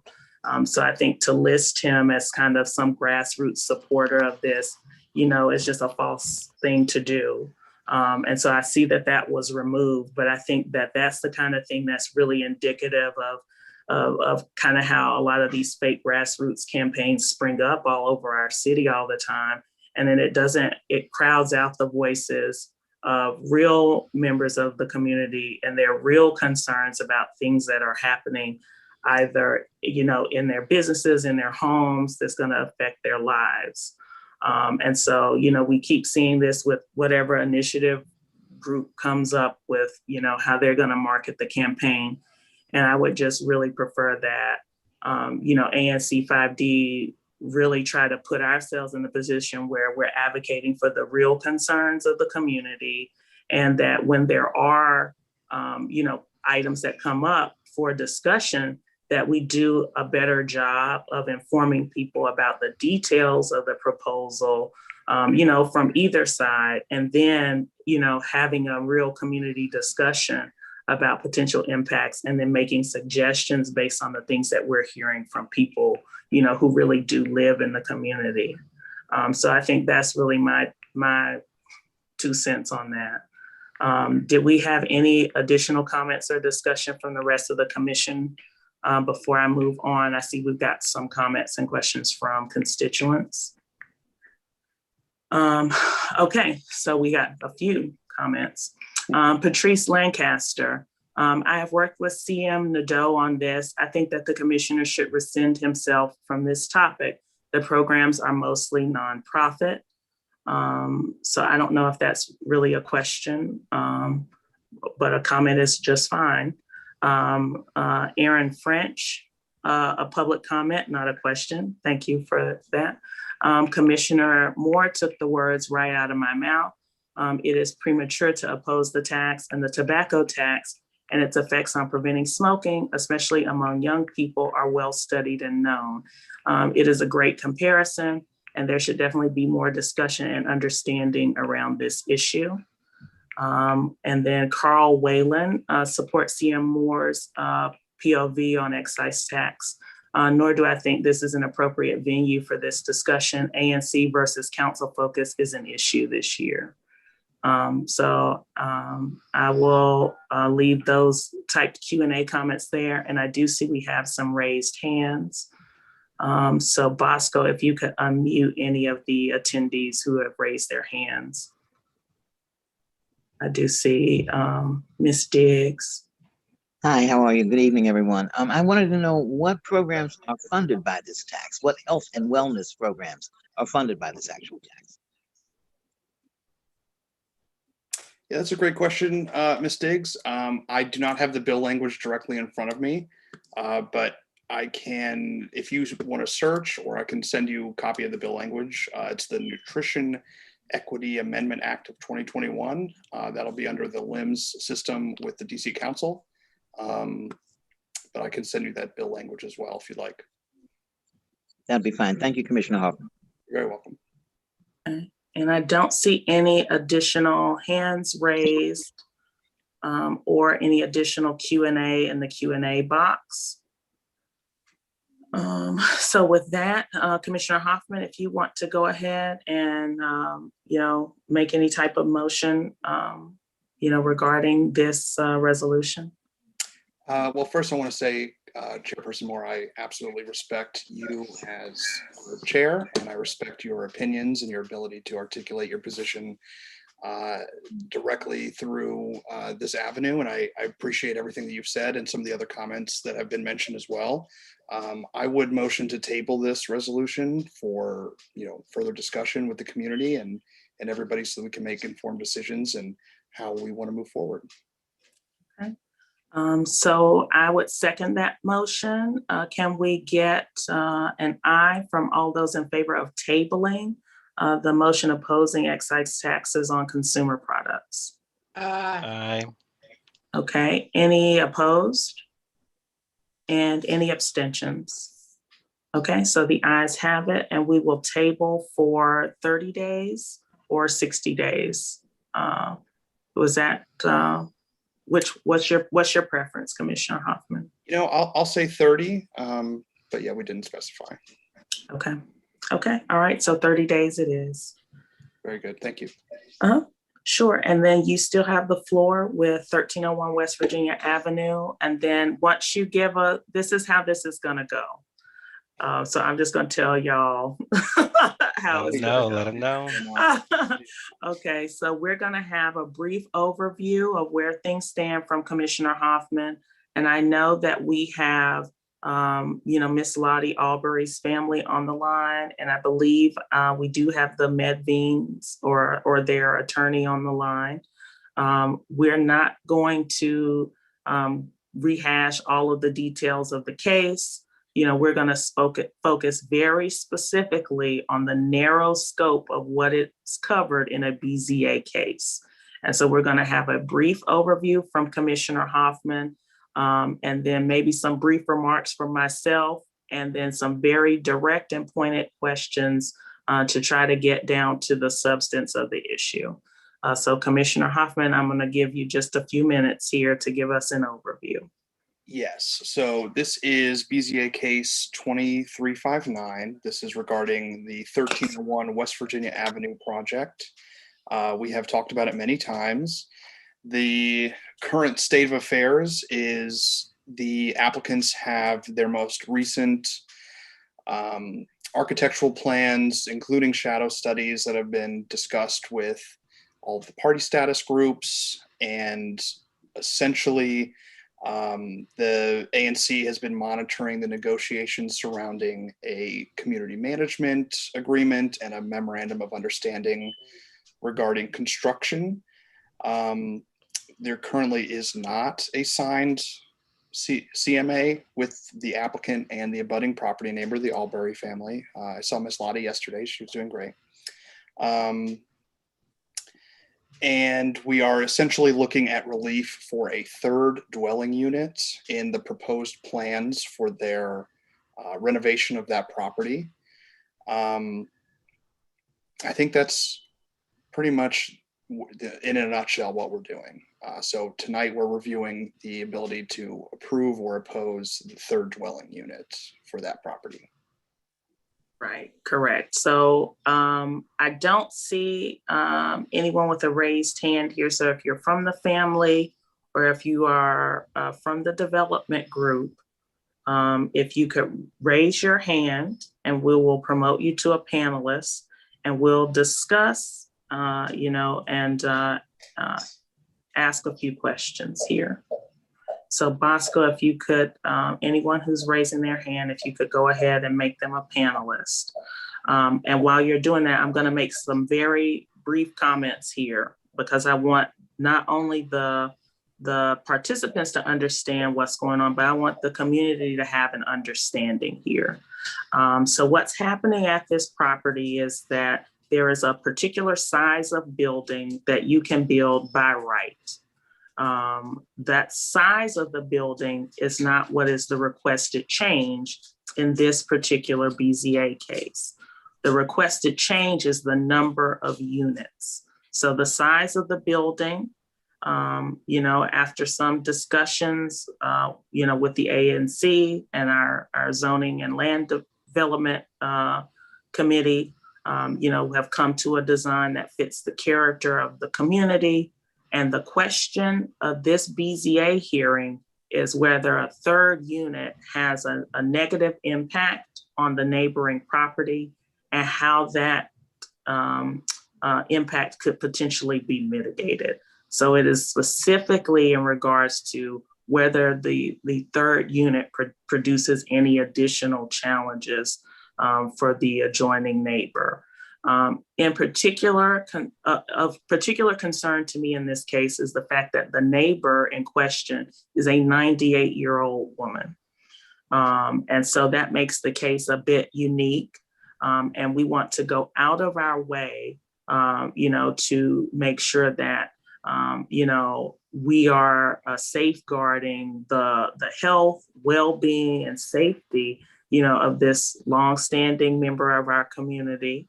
And in regards to the fact that, this is a major financial decision for both parties, and that there are special protections in place in DC law for senior citizens who are classified during financial transactions as often as vulnerable adults. So with that said, I want to make that very clear that this is the context. We are very limited in terms of the scope of what we can review, because it is just about the impact of this third unit. But we do want to, make it clear for people, that, we're taking all of these issues very seriously. So with that, Mr. Williams, you are the attorney, and Ms. Dale, I do see you here to represent Ms. Albury. I'll turn the floor over to you first, Ms. Dale. And if you just want to give us some very brief remarks on the status of the CMA. And then we'll hear from you, Mr. Williams.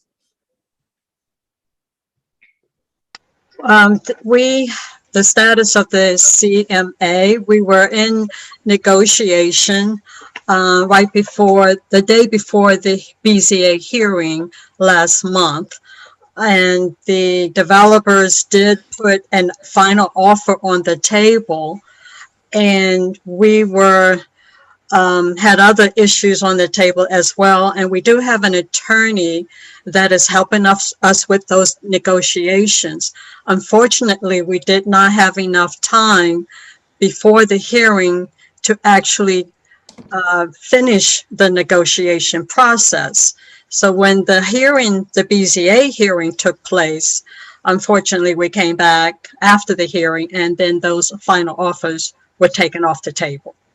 Okay, so my understanding is that your current two items of top concern are the location of the trash cans and the trash facilities, as well as the air quality. Is that correct? That's correct. Those are the main issues. Okay, thank you. And then Mr. Williams, if you could just speak on behalf of your clients on where things stand in terms of the CMA and any steps that have been taken to address those two concerns that Ms. Dale mentioned. Thank you, Commissioner Moore. And again, my name is Zach Williams, and I'm representing Matt and Sam Medvine, who are also on. They are the owners and the applicant here for this project. So we've been working on a construction management agreement with the Albury family since January, and we have a construction management agreement in place. It has mostly been in place for months now. It's a 7 to 8 page single space agreement that hits mostly everything you could imagine might be considered in an agreement such as this related to construction. It's everything from hours of operation to architectural design to fencing to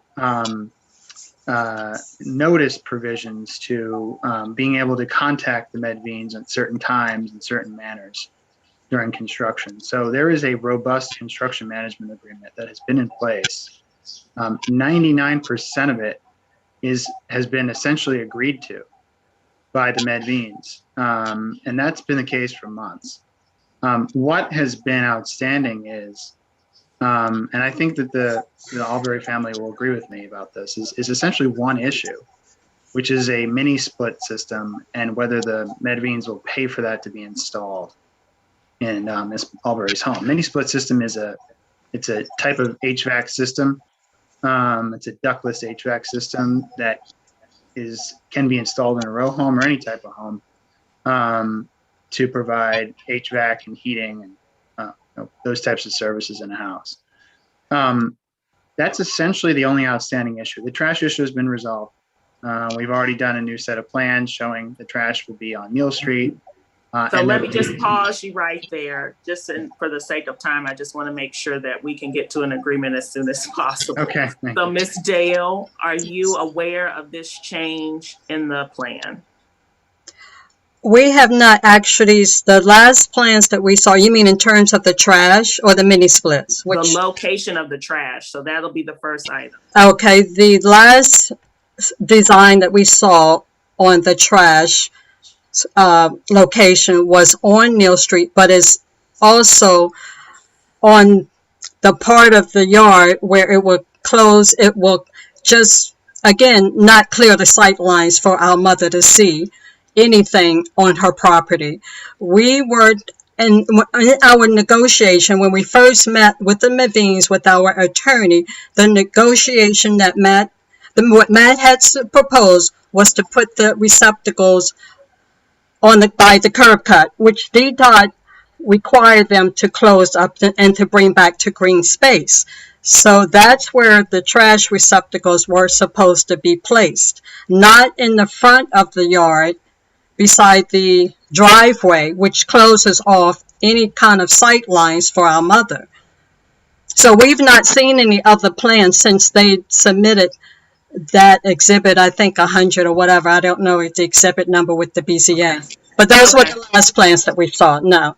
Okay, so Mr. Williams, just can you give me a quick yes or no as to whether there are updated plans, since those plans Ms. Dale just described that are putting the trash cans near the curb cuts? The updated plans were filed about a week or two ago. So if those So are the they are plans that Ms. there Dale and they referring are to, in the location that Ms. Dale just described? they are in the location on Neal Street. They can't be in the other location because, as Ms. Dale pointed out, DDOT is probably going to close that curb cut. So is that's a yes, that there are updated plans that meet the standards that Ms. Dale has laid out in terms of sight lines for her mother? I don't know about the standards that Ms. Dale has laid out. We are putting the trash receptacles on the Neal Street side. They can't be in the curb cut because DDOT is not allowing that to happen. So they are where the best that can be done is that's where they are. You still have bike storage in the curb cut. I'm sorry for interrupting. No, I understand. Bike storage is not a condition. We're trying to, and this was addressed at the BZA hearing also. Right, and it would be wrong for us to put. I'm just gonna pause you here because I did see the BZA hearing, right, and so I'm aware of where things stood as of that hearing. Yeah. What I'm trying to find out, just like they were trying to find out at their hearing, is if and what has changed since the previous time you all were together at any hearing of any kind. And so I'm just really kind of looking for direct yes or no answers here so that I can get a clear picture of the status before, we get down to the nitty gritty of the procedures here. Trash receptacles were not specifically called out on the plan, and they now are. Okay. And where is the location? Do you have an image that you can share with us, since I don't think Ms. Dale is aware of the latest item that you've submitted? Yes, I can.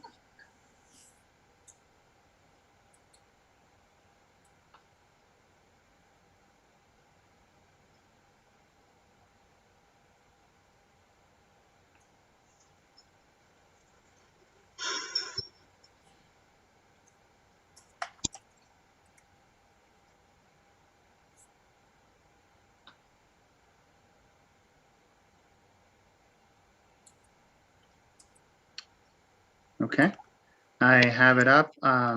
May I share my screen, Ms. Commissioner Moore? Yes, I'll go ahead and let me give you the ability to screen share here. Okay, all right, and you should have the ability to do that now. Okay, let me pull it up. And just briefly, Ms. Dale, are you expecting anyone else from your family to appear this evening? I thought my sister may join us, Brenda Featherstone. Okay, great. That's what I needed to know. So we'll, Bosco, if you can go ahead and make Ms. Featherstone a panelist as well.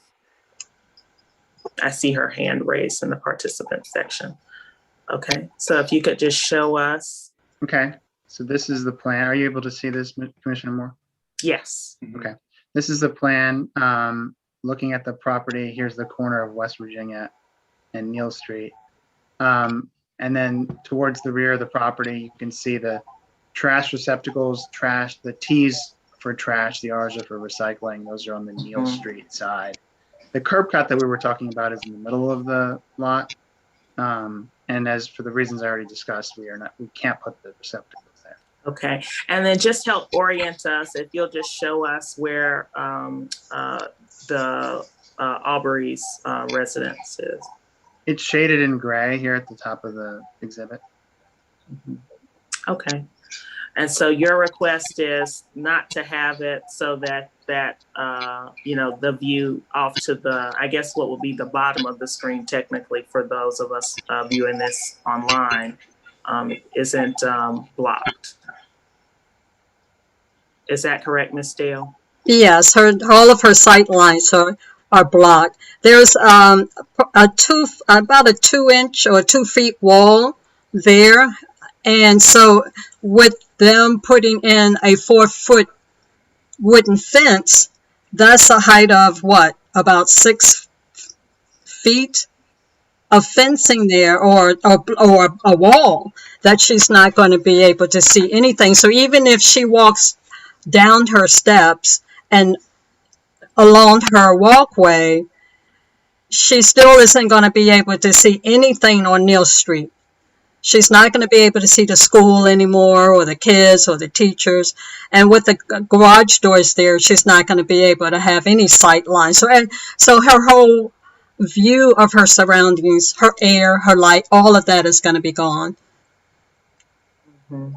Which is why we have requested that they put those, that's 21 feet of trash cans sitting there. Okay, all right. Okay, so I think I have a grasp on where we are in terms of the trash can issue right now. So Ms. Dale, I think the other issue you shared was that you had concerns about the quality of air in your mother's home during the actual time of construction. And that, and just correct me if I'm wrong here, that the original proposed solution was to install a mini split air conditioning system so that she could close the windows to her home and that air would be filtered as it entered the home. And that offer was rescinded. I believe it was made on the 20th and was rescinded shortly thereafter. Yes. Okay, Mr. Williams, if you could give me your perspective on the status of that, and that's that time. A, tell me if that timeline is correct, and B, please tell me what other steps are being offered to mitigate air issues. Yes, I'll just point out the offer wasn't rescinded, it was rejected. That's not true. Okay. I'm not going to argue, but the Albury family's attorney rejected the offer. Let me, if she will give me time to correct my statement. I apologize for interrupting you, Mr. Williams. Go ahead. The offer was rejected prior to the hearing. After the hearing, there was some interest, I think, from the Albury family for us to remake the offer again. But at that point, we'd already been through another BZA hearing, now another ANC hearing, another BZA hearing's coming, and the Medveens are not in a position to be able to make the offer, which they made once, it was rejected. So that's the position that they're in now. Okay, so Ms. Dale, is there anything there you'd like to correct or any additional information you want to share? Is it okay that, well, can I give numbers? I don't know if that's appropriate to give numbers. If you feel comfortable doing that, you're welcome to do it. Okay, here is our attorney negotiated and with them about the mini splits, and the developers offered $5,000 up front, and they were going to offer $10,000 at the time that they received certificate of occupancy. That we hear can take months, it can take years before they receive certificate of occupancy. So our attorney has said we will accept the agreement if they gave $5,000 up front and $10,000 when they receive their permits. Our mother does not have the means to cover the cost for the mini splits. And if it wasn't for this development, we wouldn't even have this issue. You know, she loves opening windows to get her cross breezes and ventilation. She very rarely uses her AC to keep her energy costs down. So she's in a position where her doctor is saying there's no way she can sit in a house under demolition and construction period and breathe in the toxic dust. So that's why when they gave us that final offer, we didn't have time to go back and negotiate. And when the BZA hearing was over, we never heard back, and it was rescinded at that point. And they were saying because of all the delays, I guess they didn't have the money to, at that point, cover the cost for the mini splits. But the delays had nothing to do with us. I mean, it's not our fault. Yeah. So I'll just stop everyone there who is a party in this case. If we could just mute everyone except for our commissioners. And then we'll unmute as there are, questions that need to be directed to anyone in particular. And I just want to remind the commissioners that, although we are having a pretty robust discussion about the construction management agreement, we are not in a position as ANC commissioners to really determine the fine details of a construction management agreement, between these two parties, because that's not something that the BZA oversees. It's not something that we get great weight for commenting on. But I do think it's important to give people an opportunity to air what's happening in the community and try to help people reach a resolution when we can. So any comments, questions, or concerns from the rest of the commission? I had one question as it pertains to my published report. Mr. Williams, in the current plans, are you intending to restore the granite wall and remove the concrete pad as well as the curb cut there? I know this doesn't seem like you are on the current plans. Yes, I think we are, and the Medveens can jump in if that's not correct, but I think we are. And they tell me Hey that guys, that's sorry, correct. The answer is yes. Okay. Yeah, I'm having internet issues, so I'm not sure if you can fully hear me. But yes, the original intent was to try and preserve that curb cut for the trash and bike storage. Mm-hmm. As has been mentioned numerous times, that curb cut's not going to be maintained. And as that's being closed, it will be restored to make a yard and continue that retaining wall along the Neal Street length of wall. Okay. And just to be clear, I know that was at issue. There was still a decision pending at the time of the previous BZA. Is that decision from DDOT final at this point? And it has to go through Public Space Committee, Mm-hmm. but we're assuming that's what their position is going to be. So we don't want to make any commitments that they would be able to undo. Right. Okay. Understood. All right. Any additional questions, comments, or concerns? I know that there was some public comment interest in the Q&A from a new neighbor. And I also have maybe it's a question as well. Because we're going back on this, and of course I don't know every nook and cranny of the BZA case, but is the option for her ventilation system or split, is that going to be back on the table, or is it just null and void at this point?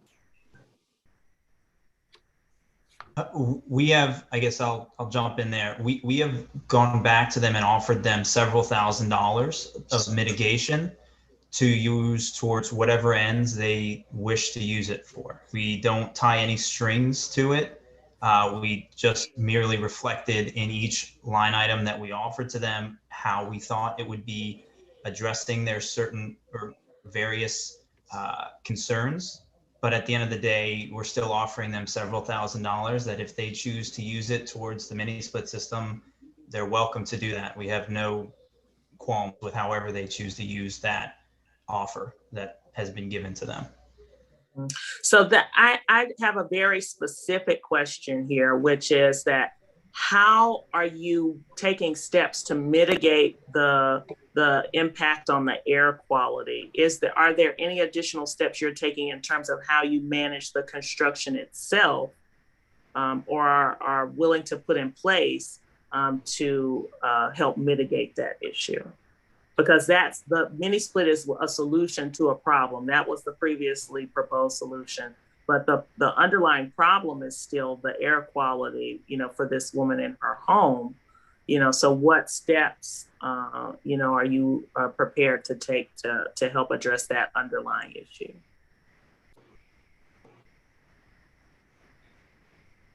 Management agreement, we are enacting several dust control and dust mitigation aspects.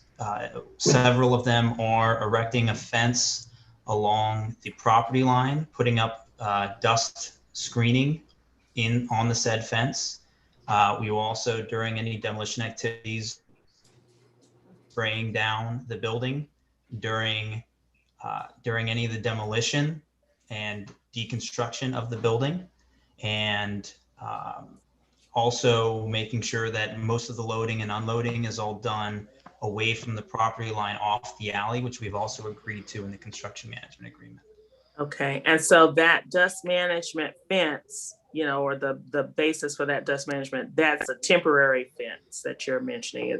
I know that there was some previous concern about a permanent fence there. Correct. It's a temporary fence that will catch any large debris and dust that should be passing over through the yard or during the construction through the property. Okay, thank you. And then Commissioner Elmore, did you have a follow-up question? I didn't want to interrupt your Q&A. I just wanted to make sure if that's what they're doing, would that still like you followed up and mentioned, would that still resolve her issue? Because that's still Mr. Medine was saying that the fence will be a temporary fix for large debris and dust. We're talking about air quality as this is a 98-year-old resident. So we have to be very cognizant of her ability to breathe with her having to close the windows because of this construction going on. So just me having a grandmother of 96 years old, I do understand both sides of this. I understand your developing side and the monies and the funding and the resources that has been held through this, but I also understand the Albury's position with having a grandmother who's 96 and their mom who's 98. I will have those same questions. So even though this is a temporary fix, what is it that you guys can do to mitigate this? Because it still don't seem like it's being mitigated to me. It seems like it's being a quick fix. Correct. And I will be reluctant to agree with anything moving forward from here if that's what the case is. So I guess I would ask what permanent fix is needed if the concern is only for the dust and debris generation during the construction activity. So the dust control screening and temporary fencing that will be going up prior to the start of the construction and staying there for the duration of the construction, yes, that is a temporary fix, but it addresses the issue because once you get through, say, the first month, honestly, it'll be less than the first month, but let's just say for the first month when you have the demolition and excavation activities, the rest of the construction phase, we had estimated it to be roughly 6 months total. So for the rest of that construction phase, which is 5 months, the building will be framed and enclosed, and it won't be generating any dust or anything that will be contaminating the air. And again, it'll all be contained within the building, and it will be within our own footprint that won't be escaping to the outside. So the temporary fix, yes, albeit is temporary, it alleviates or addresses the issue causing the problem for the duration of the problem. The several $1,000s that we have offered them to put towards whatever permanent mitigation or permanent upgrades to their home that they would like to do, that's great. And we're happy to help however we can to improve the quality of their home. But once we've finished generating any dust or construction debris, et cetera, our temporary fixes resolve the issue. And I don't really know what the permanent concern would be once the dust generating activities are completed. So long-winded way of, I guess, asking what permanent issues do you see that need to be handled with a permanent fix would be my question.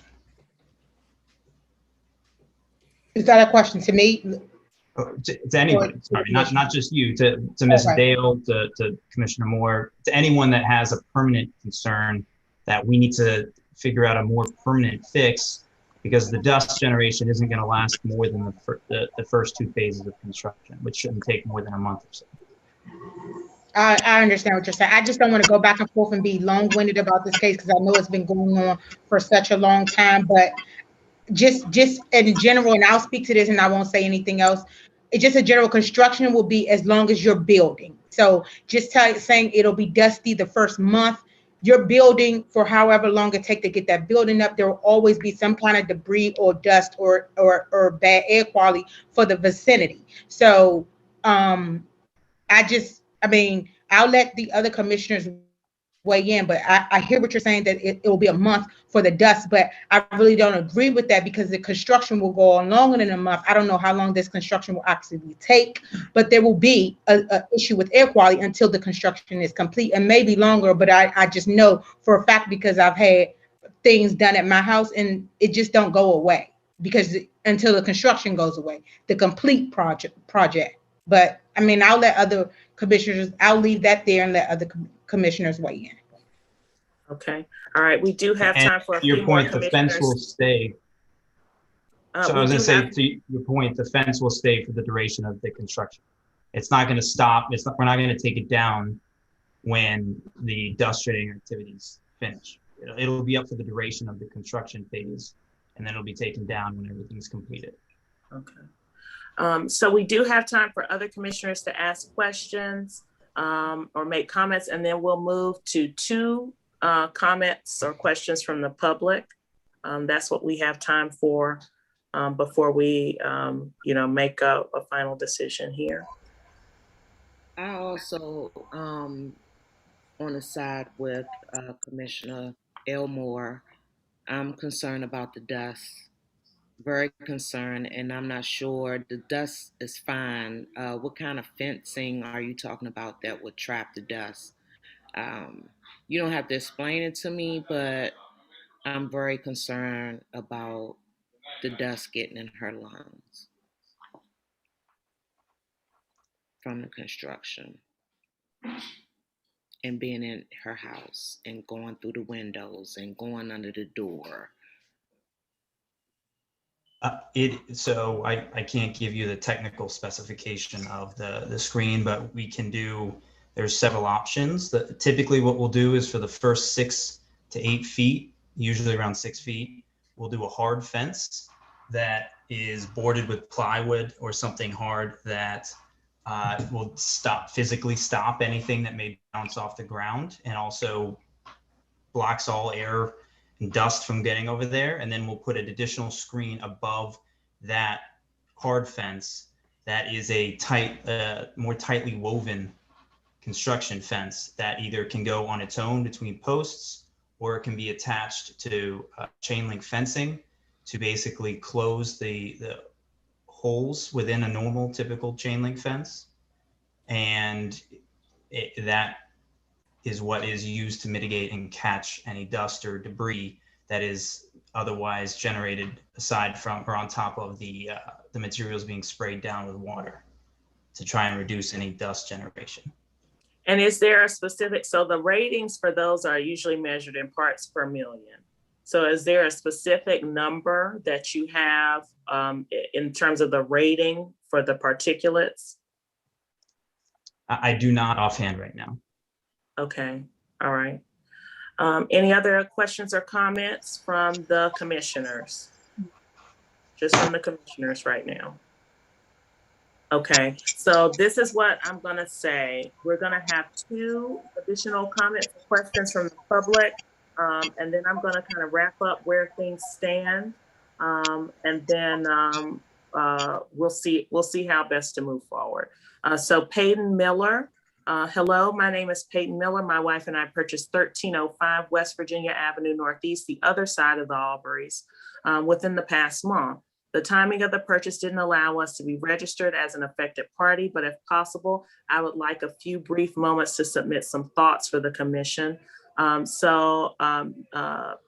Miller, we will give you an opportunity to submit some thoughts very briefly. If you'll use the raise your hand feature, we will give you an opportunity. While you're looking for that button, we're going to move on to a comment from Aaron French. Public comment. These dust screens / fences do nothing. We just finished having 8 months of construction on the property next to us, and dust was everywhere, all caps, in our home.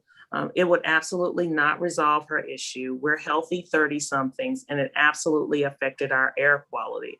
It's unconscionable to think a dust fence / screen will mitigate the issue. She needs air filters in multiple places in her home with a steady supply of filters throughout construction. So thank you, Mr. French. And then Miss Featherston, you're a member of the panel, so you'll have an opportunity to speak in just a moment. So briefly, what I wanted to wrap up here is that although ANC 5D does not have authority to give great weight opinions on construction management agreements, you know, we do want to make sure that we're airing out this concern thoroughly. And one thing I really want to point out for the understanding of both parties and the public is that there are different types of orders that the Board of Zoning Adjustment issues. So they can issue the type of order where, you know, it makes it very easy to move forward with work quickly because there was no opposition. And, you know, that just makes things easier for everyone involved in the construction process. And then there are cases where there was continued opposition, and that makes it a longer process to get your permits through DCRA. So what I really want folks to understand is that, you know, when you're in these types of situations, whether you're the developer or the homeowner, it really behooves people to come to an agreement. And it seems like most of the agreement is in place, but we just have these two challenges. And I think the more serious of those challenges is in terms of the air quality of, you know, for a woman who's 98 years old. So very quickly, we have time for about 2 minutes of comments each from Ms. Featherston, because I know you have not had an opportunity to speak, and from Mr. Miller. So we'll go in that order, please. So Ms. Featherston, if you're able to unmute yourself and give us 2 minutes worth of comments, and Mr. Miller the same, and then we'll move forward in the agenda. All right, thank you, Ms. Moore. I just wanted to speak to the dust, and you may have heard enough about it already, but my concern, like one of the gentlemen that spoke, was that the fence that Mr. Medvine was speaking of are those regular black or green, dark green construction cloth fences. They do not stop dust because dust is going to float. It's not a solid item. You know, that may catch some stuff falling down, but and that dust will seep into our mother's home. When we ask for the multi-splits, we're trying to create an environment where she will be safe. She won't have to open her windows because the air quality in the house will be such that it's the same throughout. It would be very comfortable for her, and the filters are going to clean everything to keep it from coming into the home. And the CMA that the Medvines submitted to us was that they want us to give up our opposition to the project, but they are unwilling to make any concessions for our mother. And that is what has been the holdup in this entire process. Thank you. Thank you. And then Mr. Miller, I believe it was, Peyton Miller.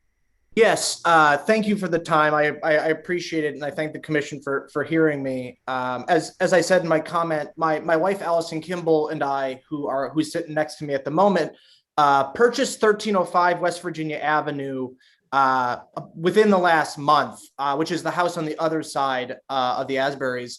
And so the timing didn't allow us to register as affected parties, but I feel very confident in saying that if timing had allowed, we also would have registered. And I particularly thank Commissioner Moore for her point about just the length of time we are actually, practically talking about here. I am an able-bodied 32-year-old, as is my wife, and we have very real concerns about air quality. And I thank the previous speaker for their point about kind of the efficacy of those fences, and our concern is rooted in the fact that we're hoping to grow our family in the coming year, let alone having a 98-year-old woman between us and the source of this air quality concern. I recognize this is a very narrow scope that we can speak to, and there's more that I would like to say, but I'll reserve that and just say that my impression for the entire time throughout this process has been one where it feels like the builders, forgive me, I'm blanking on your last names, have fail to recognize the kind of concerns that the Asburys and now us in this unit feel. And I thank you all for your consideration and just ask that, if this were to move forward, that there would be robust protections for Miss Lottie. They have been absolutely delightful to us, and I think that she deserves to be taken care of and made sure that her safety is accounted for. Thank you very much for your time and for your consideration. Okay, thank you very much. So with that said, Commissioner Hoffman, if you'll give us kind of an overview of, what you've drafted in the BZA report, and then we'll open the floor if any commissioners would like to amend the report in any way.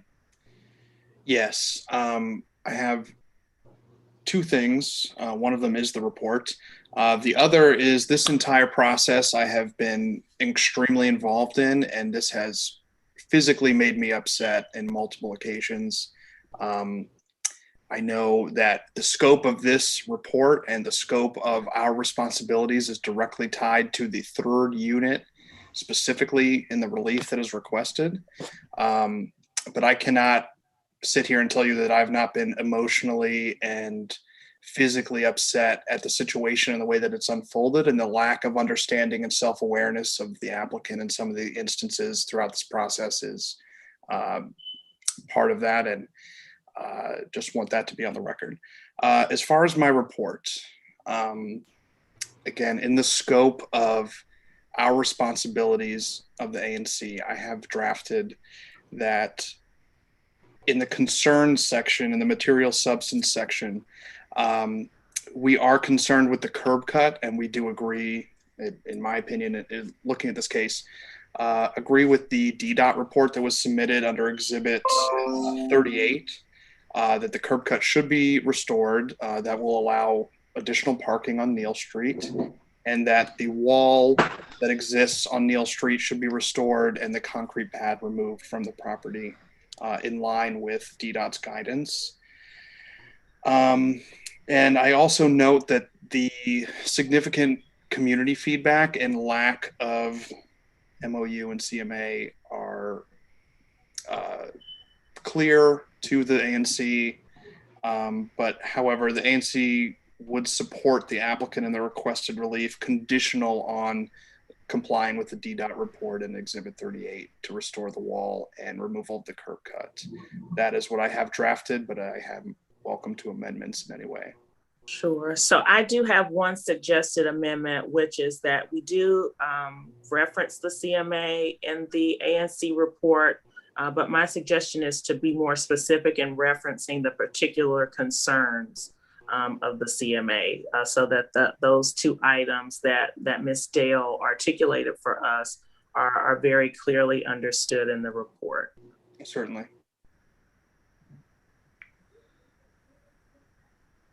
Any additional comments or requested changes to the report to address the concerns that Ms. Dale has mentioned, or any of the community members? I just want to maybe clarify for the Albury family that I want to make sure that this report is accurately reflective of the community feedback that we've received. And while we are supporting the project, we will be including in my testimony tomorrow morning, the BZA case is tomorrow in case somebody wants to watch. I will make clear that the accurate scope of the community feedback is felt in the hearing as well.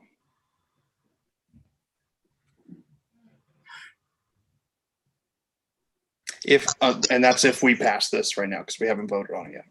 No, we haven't. Can I just say one other thing, Commissioner Moore? Yes. I thank you. The part that unnerves me is that Matt continues to put permanent fixture, in terms of speaking of the mini split, as it being a permanent fix for our mother's home. But what they fail to realize is the permanent impact that this building, their development, is having on our mother's home. We didn't mention about the fact that the high wall is going to shade her roof throughout the winter months. And you picture her sitting under a shaded roof during the winter months. and snow drifts and snow loads on her roof, and there's no sun to melt it, that's going to escalate her energy bills. So that's a permanent fix. I mean, it's a permanent damage to her lifestyle throughout the rest of her years. That's what is permanent. Is her lifestyle is completely changed. All of her surroundings, her light, her air, all of that is going to be taken away from her. That's permanent. You cannot compare that to mini splits as being a permanent fix. Thank you. Thank you for that. Thank you, Benita.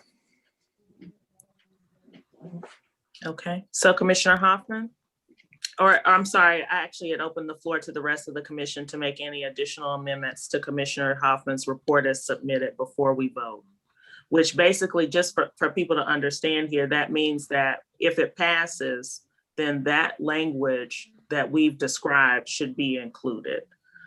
So basically it's sort of, if this goes forward, we want to make sure that it includes the language that Ms. Dale articulated in terms of her specific concerns about the construction management agreement. Okay, so nothing else? Okay, Commissioner Hoffman. All right, I move to support the ANC report with the included amendments as defined by Chairperson Moore. Yeah. Okay, so can we get a second?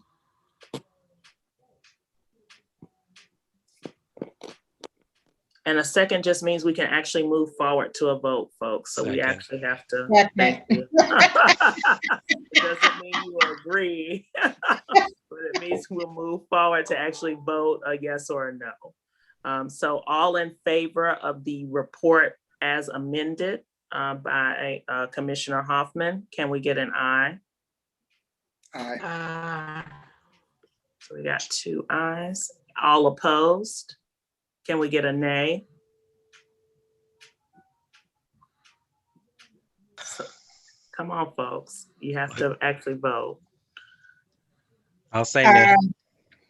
Come on. I'm sorry, I can't hear you. This So is going all again. Okay, so I need you to really, I need to understand really what we're agreeing on here again, because I think I'm pretty confused.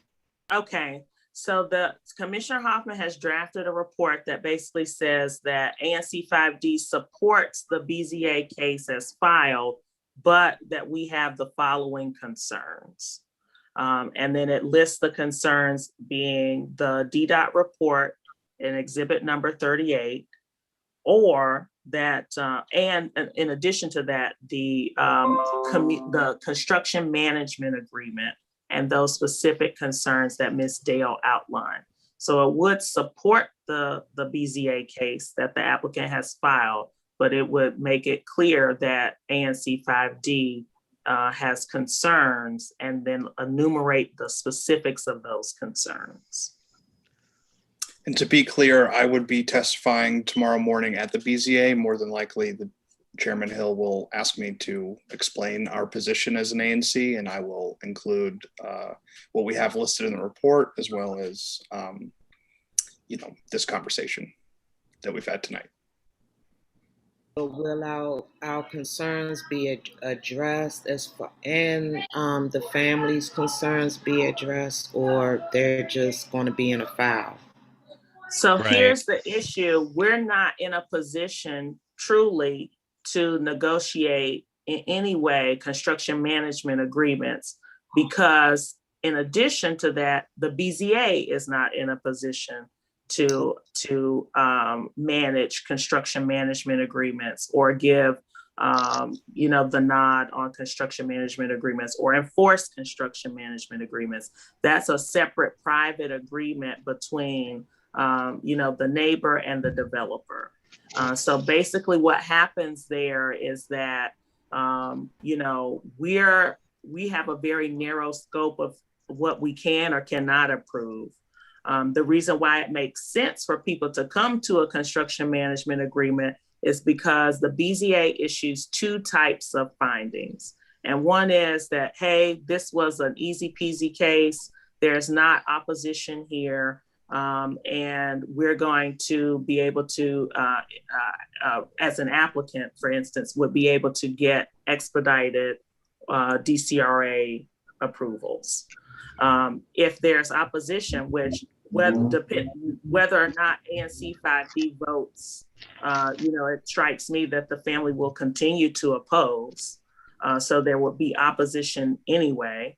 Then they would issue a separate report because they will be making a final decision with or without us. And that report would simply say that, yeah, we approve it, but, this isn't a candidate for those expedited DCRA, permits. So there are two types of reports that they issue out at the BZA. The BZA will be making a decision tomorrow. And so we need to understand that that's what's happening here. That's the issue at play. It's whether the DCRA permits are smooth or rough. With that said, just keep in mind that ANC 5D has a very limited scope in terms of, what we can and cannot approve, but we can certainly issue comments that make it clear that we have concerns. So does that clear things up for folks about what we're voting on here? A little. It's clear. Okay. Just to continue on that thought, Chair Moore, the ANC report as drafted with Commissioner Moore's amendments will list our concerns and the community concerns specifically as outlined, in addition to our conditional support of the project. Yeah, I'm cool with it. Yeah. Mm-hmm. So I motion to pass the ANC 5D BZA report as written with additional amendments suggested by Commissioner Moore. Okay, and then we already had a second from Commissioner Salceda Guzman. So all those in favor of the report as written with the suggested amendments, can I get an aye? Aye. Okay, all those opposed? Nay. Okay, any abstentions? Okay, so the ayes have it. And we will work diligently this evening, Ms. Dale, just for your awareness, to make sure that specific language is included in our report to outline the exact concerns that you've shared. Because I think you did an excellent job of articulating the health concerns that you have. And we want to make sure that although our ability, to rule in these matters is very limited in terms of the scope, as is that of the BZA, we think it should be noted in the record and that, in support of your position, that, we share those concerns and don't find them to be unreasonable. So we want to do what we can to make that. Okay. I appreciate it. Thank you, Commissioner Moore. Mm-hmm. Okay. All right. Well, thank you so much, everyone. We're going to have to go ahead and move forward in our agenda. We had been making a good time, but we're back on schedule. So, I kind of foresaw that. But thank you so much to everyone. We know this was a really challenging topic to discuss, and we'll do our best to do a good job of summarizing what's happened here. So moving forward in the agenda to several items I've included. We have Sylvia's Liquor, 1818 Benning Road is next up on our agenda. I see, and excuse me if I'm pronouncing this incorrectly, Haijun Nang is here to represent Sylvia's Liquor. Yes, hi. Hi, did I pronounce that correctly? Yeah. Okay, all right, good for me. Our commission has some concerns, as does the community, about some of the issues with, public intoxication, loitering, and crime near the location. And so we already know that there was a previous agreement in place with Sylvia's in terms of, trying to help improve those issues. I haven't seen the improvement, but I do want to give you an opportunity to speak with the community about any steps you're taking to hold up your end of that community agreement that was filed about 3 years ago at this point, probably 2.5. And any steps you're taking to address those concerns. And then we'll open the floor to commissioners and members of the community for discussion. Okay, first of all, I hope everyone is safe from coronavirus. And last time when we actually renewed the license, we were ordered to install another outside camera to monitor outside, and which we did. And since we installed a new camera for both direction, we've been monitoring outside and we've been calling police and to report, what's going on. And also we made a donation to a police foundation to get better support. So we've been calling MPD to to report, issues and stuff. But when officers came, they couldn't do much. They couldn't ask people to leave, or they couldn't move people out of the way, or they couldn't do much.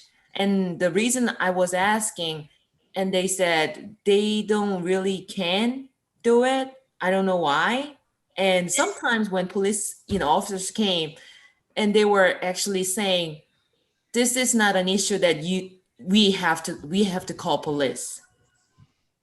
And that was just really weird. I didn't know what to do. I think we did every effort I could do. Like, we've been constantly monitoring outside. We've been asking people to leave nicely. If they don't leave, we call police. What else I don't know what else I can do. Okay, so before I make any comments, do we have any other comments, questions, or concerns from the commissioners before we move to my own comments and questions and then to the public? I have a question, Commissioner Moore.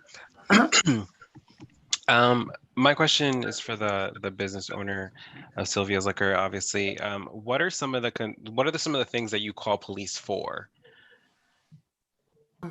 When I notice people hang outside, and when I notice suspicious activity, when they looks like they're selling something, or they're give and take something, and they sit there or hang out long time.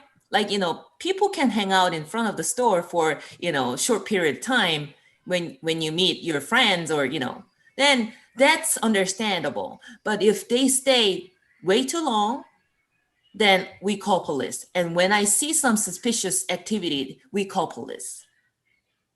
And when they fight or argue outside, also we call police. Yes. And just to follow up with this question, because I'm trying to understand, maybe it's just a lack of respect of being that you or any of the other individuals in there might be Asian, because we're seeing a lot of Asian hate lately, and people really disrespecting people just based on their race. But what exactly are you doing as someone finding themselves in this situation? What exactly are you doing to connect better with some of these people? I have some similar situations in my district, and we have owners of businesses that have good relationships with the community, where they don't find themselves in these kind of situations, compared to others that are more disconnected with the community that they serve and find themselves in these situations. What do you all do to kind of connect better, so you're better respected amongst these individuals? You mean we as an Asian? Not as you as just being Asian, just you as the owner of this business. What do you do to kind of connect better with some of these individuals that you're having conflict with?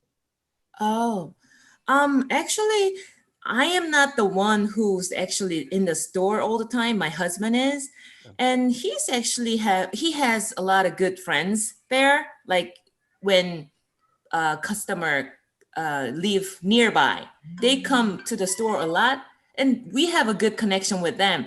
But usually, when we have a problem, they are actually from not the area nearby.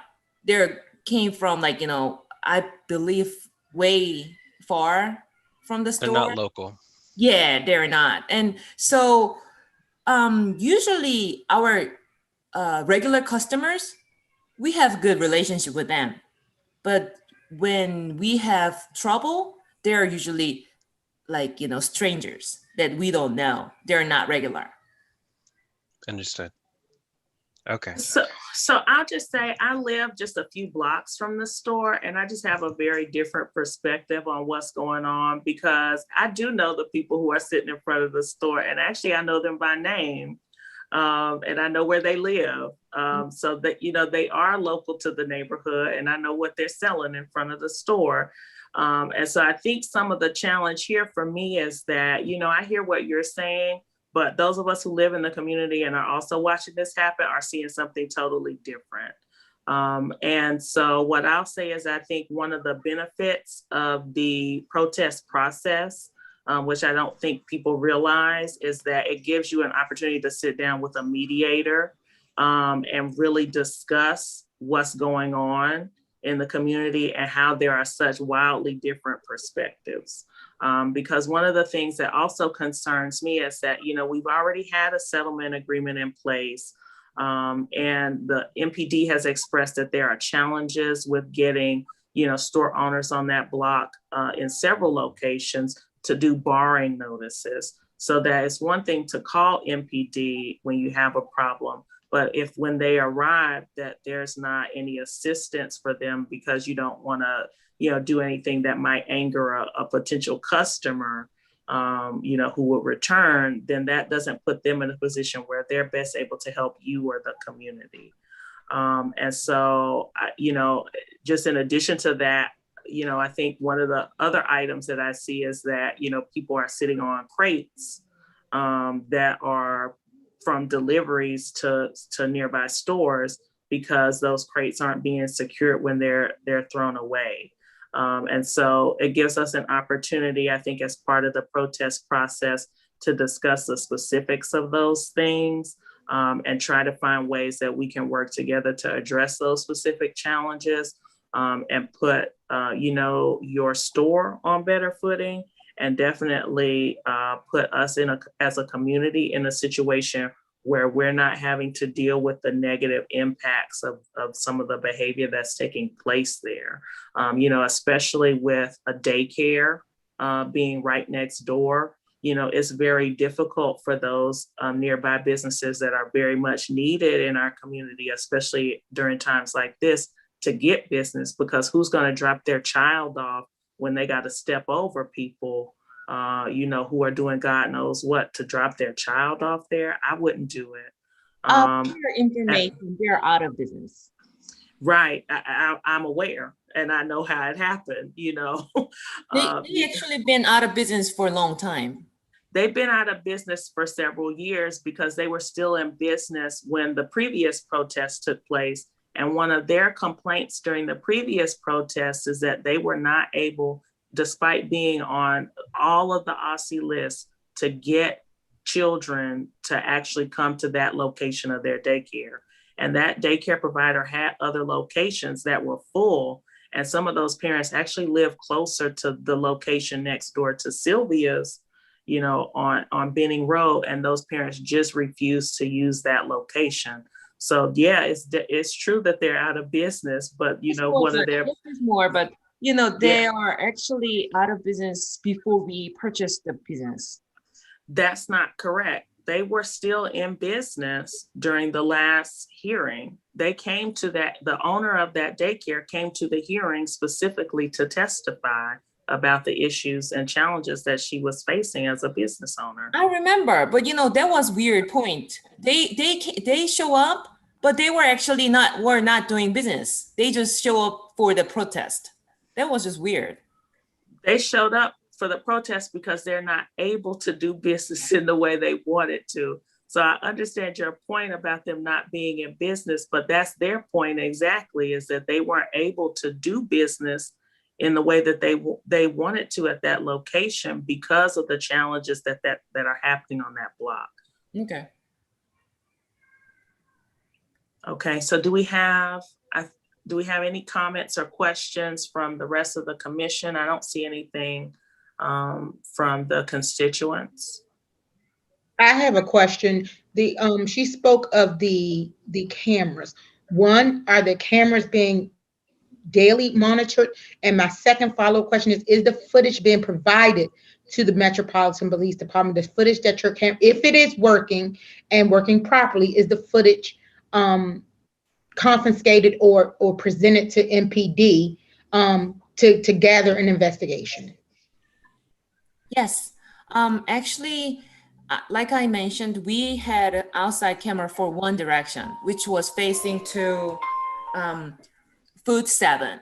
But last protest, we were told to install another camera pointing the other direction. So both camera, not both, like all the camera in the store and outside, it's actually recording 24 hours. And MPD actually got footage so many times when they had an issue outside. So we were receiving comments saying that, our camera was really helpful. Okay. All right, so we do have one question in the Q&A from a constituent. Patrice Lancaster asks, can we please have them close earlier? And so, Ms. Lancaster, just to answer your question, that is something that you can negotiate for in a settlement agreement. So what typically happens is, depending on how our commission votes, we would, let's say, for instance, vote to protest the license.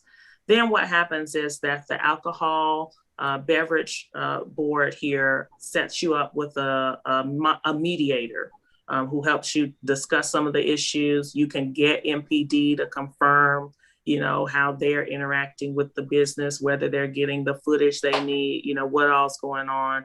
You can get DCRA, DPW, whoever needs to be involved.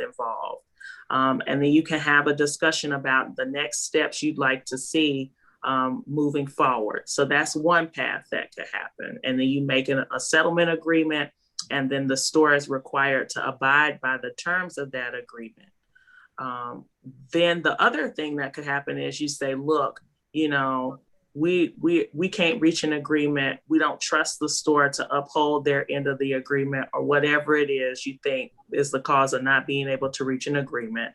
And then you would say, we just think that this store overall is not a candidate for having the added responsibility of an alcohol beverage license.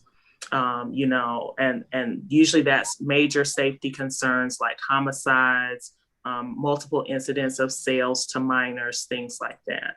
And so that's the kind of thing you would go over the record. You would have people provide evidence to support that they are, going to be in a position to uphold the agreement.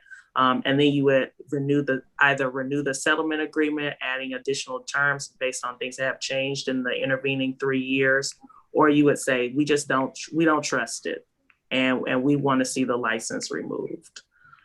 So that's how that would work. So any additional comments or questions from the commissioners before we move to a vote? This is Commissioner Moore again. I just want to ask, I know it was noted that there was a protest previously.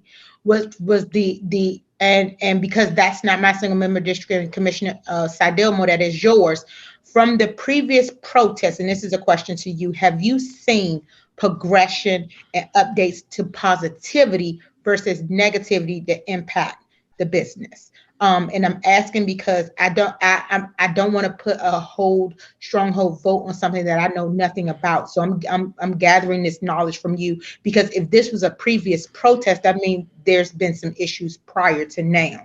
So I just Right. wanted to know, have those issues been resolved, and these are new issues coming up, or these are continuous issues from the previous protests? So my own opinion is that these are part of an ongoing issue. So previously, during the protest, I was not the commissioner representing the area at that time, because these happen on a longer cycle than a normal ANC term. And so the commission at that time, made whatever agreement that they made. But I was the president of the Civic Association at the time, which does have standing to make protests as well. And we did make an agreement which was more stringent than the one the ANC put forward, to ask for things like the additional cameras that are now in place. So we do still have some issues in terms of loitering. What I will say is that the extreme issues that we were having in terms of multiple homicides, right at that very location, we haven't seen that, since that additional camera has been added, because the homicides were happening in that exact same blind spot. And so that hasn't recurred, but we do still have the issues, with the loitering, with people using the crates that are left out for trash as the chairs for the loitering, and all of the trash and drug sales that are associated with that. Okay, thanks. Yeah. Can I make a quick comment? Yes. Yes. You've been mentioning the crates. There's something that we cannot do, we cannot do anything about, because people bring it from wherever. We don't have any crate outside. Mm-hmm. And every time we see it, we call MPD. And we tell them to move it. I mean, when we call MPD for the people who hang out in front of daycare site, actually MPD say they cannot do anything because that's not our property. Yeah. And when they came out, actually they just left without saying anything to the people outside. Mm-hmm. So there is something that we can do, and that's very limited.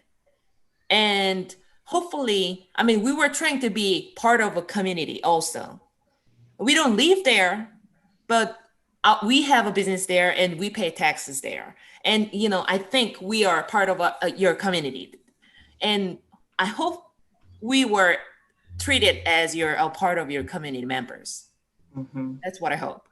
But, it wasn't feel like until now. Because MPD, they just, like I said, they just come. For the barring notice, we have it in file. And that was been actually helpful too. But it doesn't matter even if we have it or not. Okay. Yeah, that's a lot of things that we cannot do. Very limited. Please understand. Mm-hmm. No, I do. And I understand what you're saying. I guess one comment I would have is, especially when the crates are out there, sometimes, not always, but sometimes overnight, to take that as an opportunity to break them down and throw them away.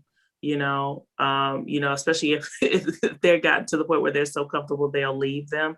But I do understand the challenges that you're bringing up in regards to the fact that DC doesn't have a loitering law. And so, they're having to use incommoding, as the statute when they're saying, hey, you're blocking the sidewalk here. So I do understand that. And I think that would be a good topic to bring up in negotiations about how to move forward. Commissioner Rhodes? I want to know, are the owners of Sylvia's always been the owners of Sylvia's, like forever?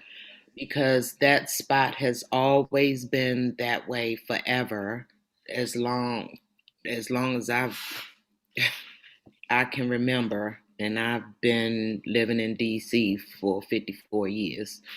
And also, you call the police because you have crates in front of your store. that don't seem reasonable when you having murders in front of the store and loitering that's contributing to the murders. And then do we know that if they don't have an alcohol license and this all goes through, with the loitering stop? Yeah.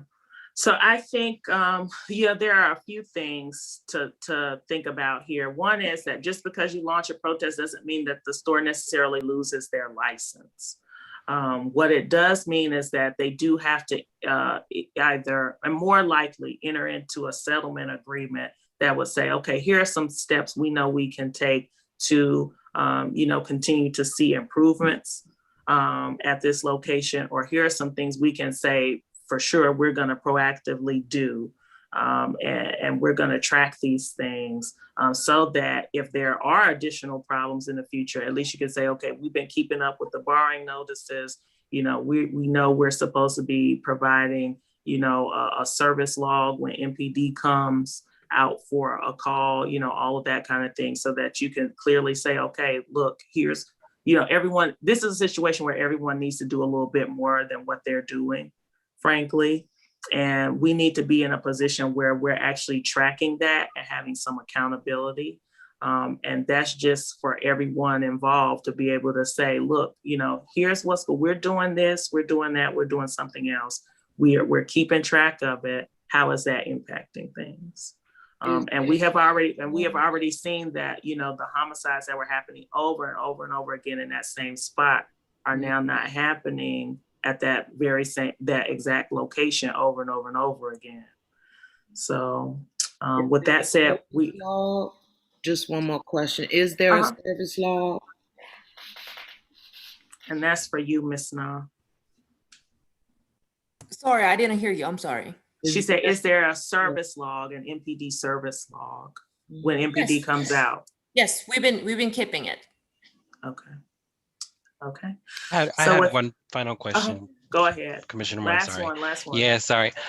Ms. Na, I just want to clarify. I don't think where our questions or comments are aimed at trying to make it think that you're not part of the community. You all are, because you are business owners on this block that is part of ANC 5D.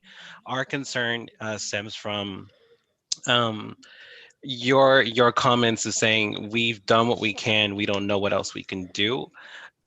Our concerns is like, well, can you manage a business like this? Then you're serving alcohol to our community, to the community that you reside in, and we want to know if you can manage the ability to do that effectively, where we're not seeing these issues. Commissioner Moore has mentioned that we've seen an improvement on the homicides, which is amazing, but we're still seeing small things, and we're just wondering if there's any time or energy for you all as these business owners to take a proactive approach to help figure out these problems and situations.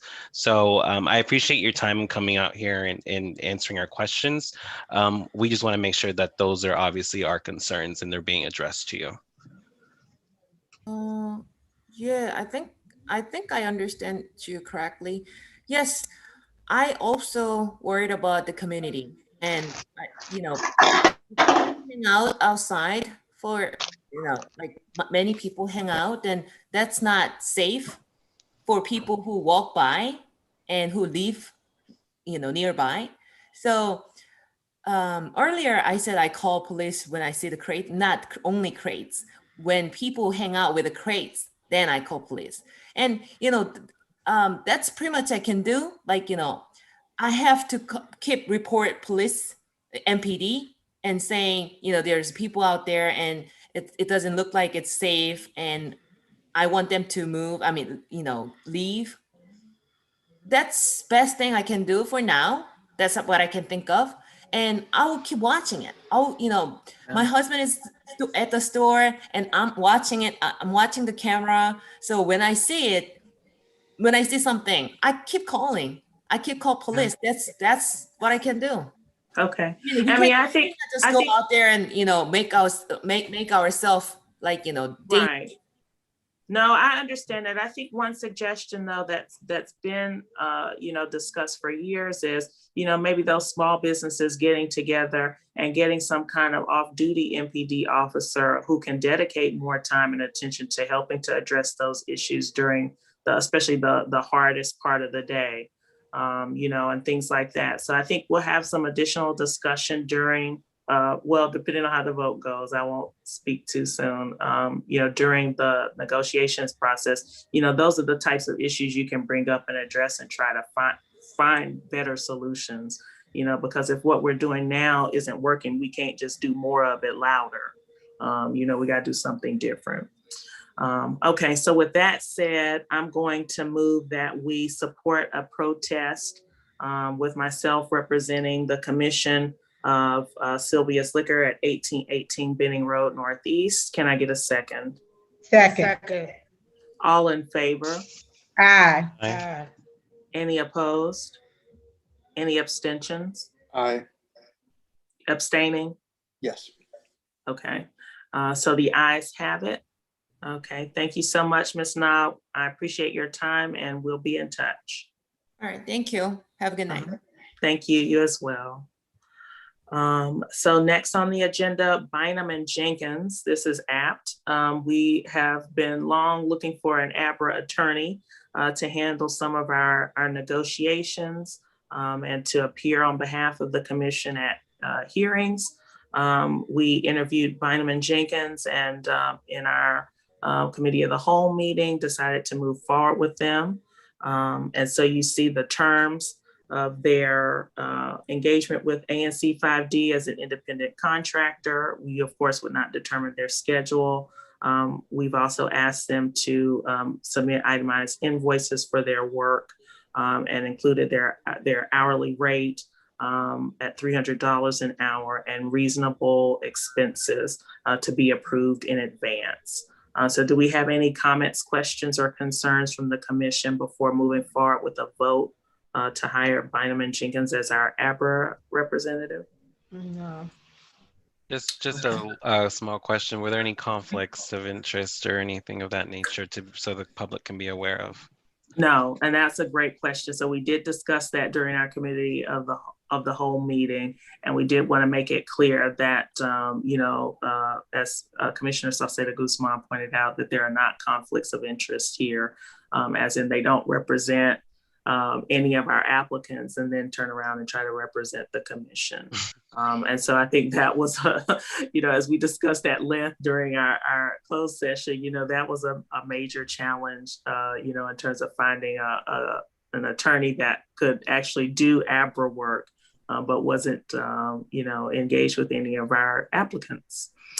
So we'll just leave that there. I move that we support the hiring of Bynum and Jenkins as our ABRA attorney. Can I get a second? Second. All in favor? Aye. Okay, any opposed? Okay, all right, so any abstentions? Okay, the ayes have it. Thank you so much. So ANC committee chairs, we had some discussion and wanted to go ahead and start to move forward with some of our ANC committees. Tonight, I would like to go ahead and nominate Commissioner Salvador Sauceda Guzman as the chair for our Environment Committee. So he'll be helping us with anything and everything related to the environment, but more specifically with some of the issues around the closed Pepco site on Benning Road and some of the issues with the Anacostia watershed. So Commissioner Sauceda Guzman has my support, and I move that the rest of the commission support him in that position. Can I get a second? Second. All in favor? Aye. Any opposed? Any abstentions? Okay, well, the ayes have it. Congratulations, Commissioner. Okay. Now we'll go ahead and open the floor to community feedback and questions. So if you have questions on any of the topics that we discussed, this evening, or topics that are unrelated that you just want to bring up, that you want the commission to be aware of. We're going to spend the next few minutes of the meeting just addressing those. I do see the first one ready to go. Derek Bean, can the public space / sidewalks be controlled, quote unquote, by the adjacent property owners, much like how restaurants do outdoor seating? Will that help regulate the public space out front and how people are behaving? So I think that's a great question. And although DC doesn't have a loitering law, we do have the opportunity to get creative as we're talking with the business owner about, steps we think that could be taken to help improve things in the community. And maybe one of those is that if they find a positive use for that space in front of the, building that where they're currently doing business, maybe that could potentially help. But we could definitely look into that and see what we can come up with the business owner's support, of course. But that's a good suggestion. I do see a raised hand here from Rodney M. Burton. Bosco, if you could unmute Mr. Burton.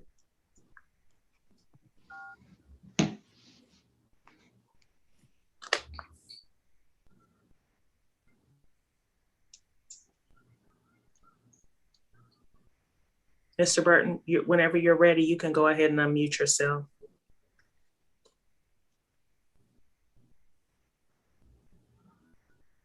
Okay, I think we lost you. So we're going to move forward to Mr. Grimberg. You can go ahead and mute yourself and ask your question whenever you're ready. I did not actually have a question. I must have inadvertently raised my hand. Sorry.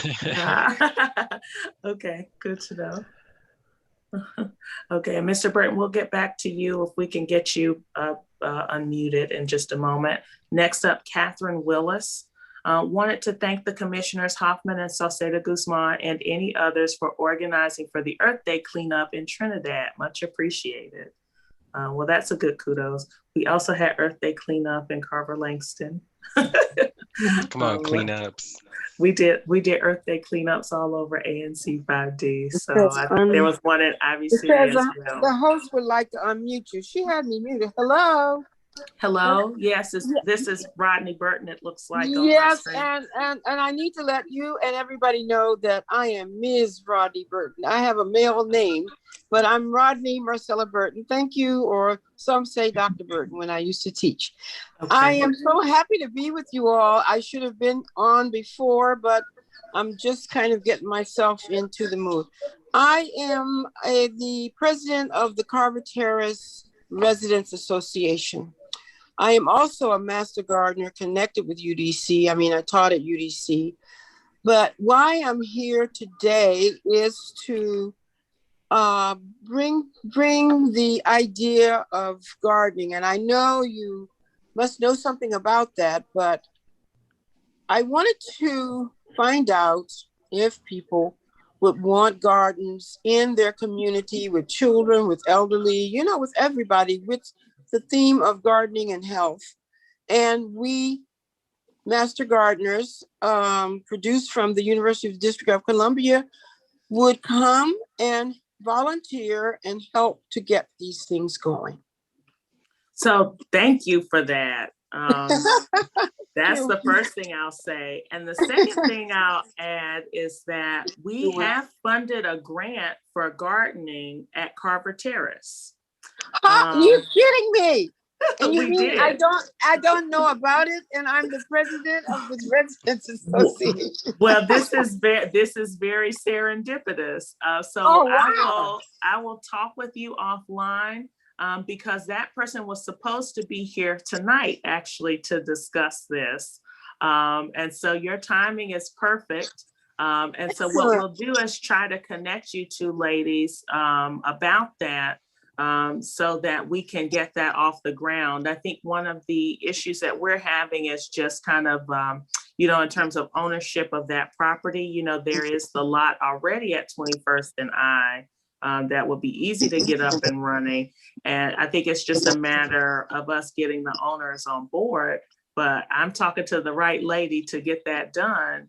Yeah, so well, I'm gonna don't you go worry. ahead and connect Don't you you worry to. about those honors. I'll get them straightened out, okay? but seriously, I've raised the whole issue. The current owner, and we will soon have a new owner. So the new owner has been presented with what we call our wish list, the things that we want. And one of the plans, say for Carver Terrace, was to create a whole new landscape where, people can sit down, elderly people can, hang out if they want. These are the things we dream of. And, we've got to, as Howard Thurman say, we have to move on with our dreams because they're inside us. And so we can make them happen. I'm just cheering myself up as well as hopefully some other people too, saying those words. Well, be included, surely. Yeah. Now I put my name. I think I think I registered almost 3 times, but I did register again in coming on. So you'll have my number and my email and everything. I did get my email about the meeting. So Okay, perfect. And thank you all for this great sophisticated presentations of all these different things. I mean, I'm so happy something's being done about all of them. And that's about all I have to say about that. All right. Well, thank you so much. We appreciate your comments, and I will definitely be in touch. Thank you so much. I appreciate everybody. Burton. Dr. Okay. Burton, I'll be in touch. Thank you very much. All right. Thank you. And we do have time for one more comment. I do see Maria Novell. If we could get Maria Novell unmuted so that she can share her comments, and then we'll move into the next part of the meeting. Yeah, this is actually Linda Vernoy. I'm my husband actually has the name Maria, but he goes by AM. So I was presented at the last meeting, so I was hoping that there would be a vote in support of the resolution that I sent out. And so I don't know where that stands. Just so you know, since the last meeting, Eleanor Holmes Norton came out and supported the Energy Innovation Carbon Dividend Act that I was presenting that will deal with climate change and also give money back to the community. So we have her support, which is great. At the same time, it still doesn't hurt if you have time to pass the resolution because it lets her know that the community's behind her. So I just wanted to check on that. So I really appreciate you bringing up that comment. Actually, we were just having a background side discussion on the commission about it. And just due to a clerical issue on our part, what the actual text wasn't linked in the agenda. And so we don't vote on items that aren't noticed to the community. So what we'll do is make sure that next time around that it's actually the text of the resolution is actually linked and not just the title, so that people in the community can read it and know what we're voting on before we vote. But thank you for that. Yeah. Okay, well, Ms. Latoya Moore knows how to reach me if there are any questions, and I'll be around next time if there's more questions. Thank you so much, commissioners. I appreciate it. Sure, thank you. All right. So with that, we'll go ahead and move on to commissioner reports. It's optional as to whether you want to give a report, but I will go down the list. So 5D01, did you have any items to report? Just that I've been getting in contact with DDOT about race, crosswalks period over here on Oakey Street and Fenwick Street in the business part of Ivy City.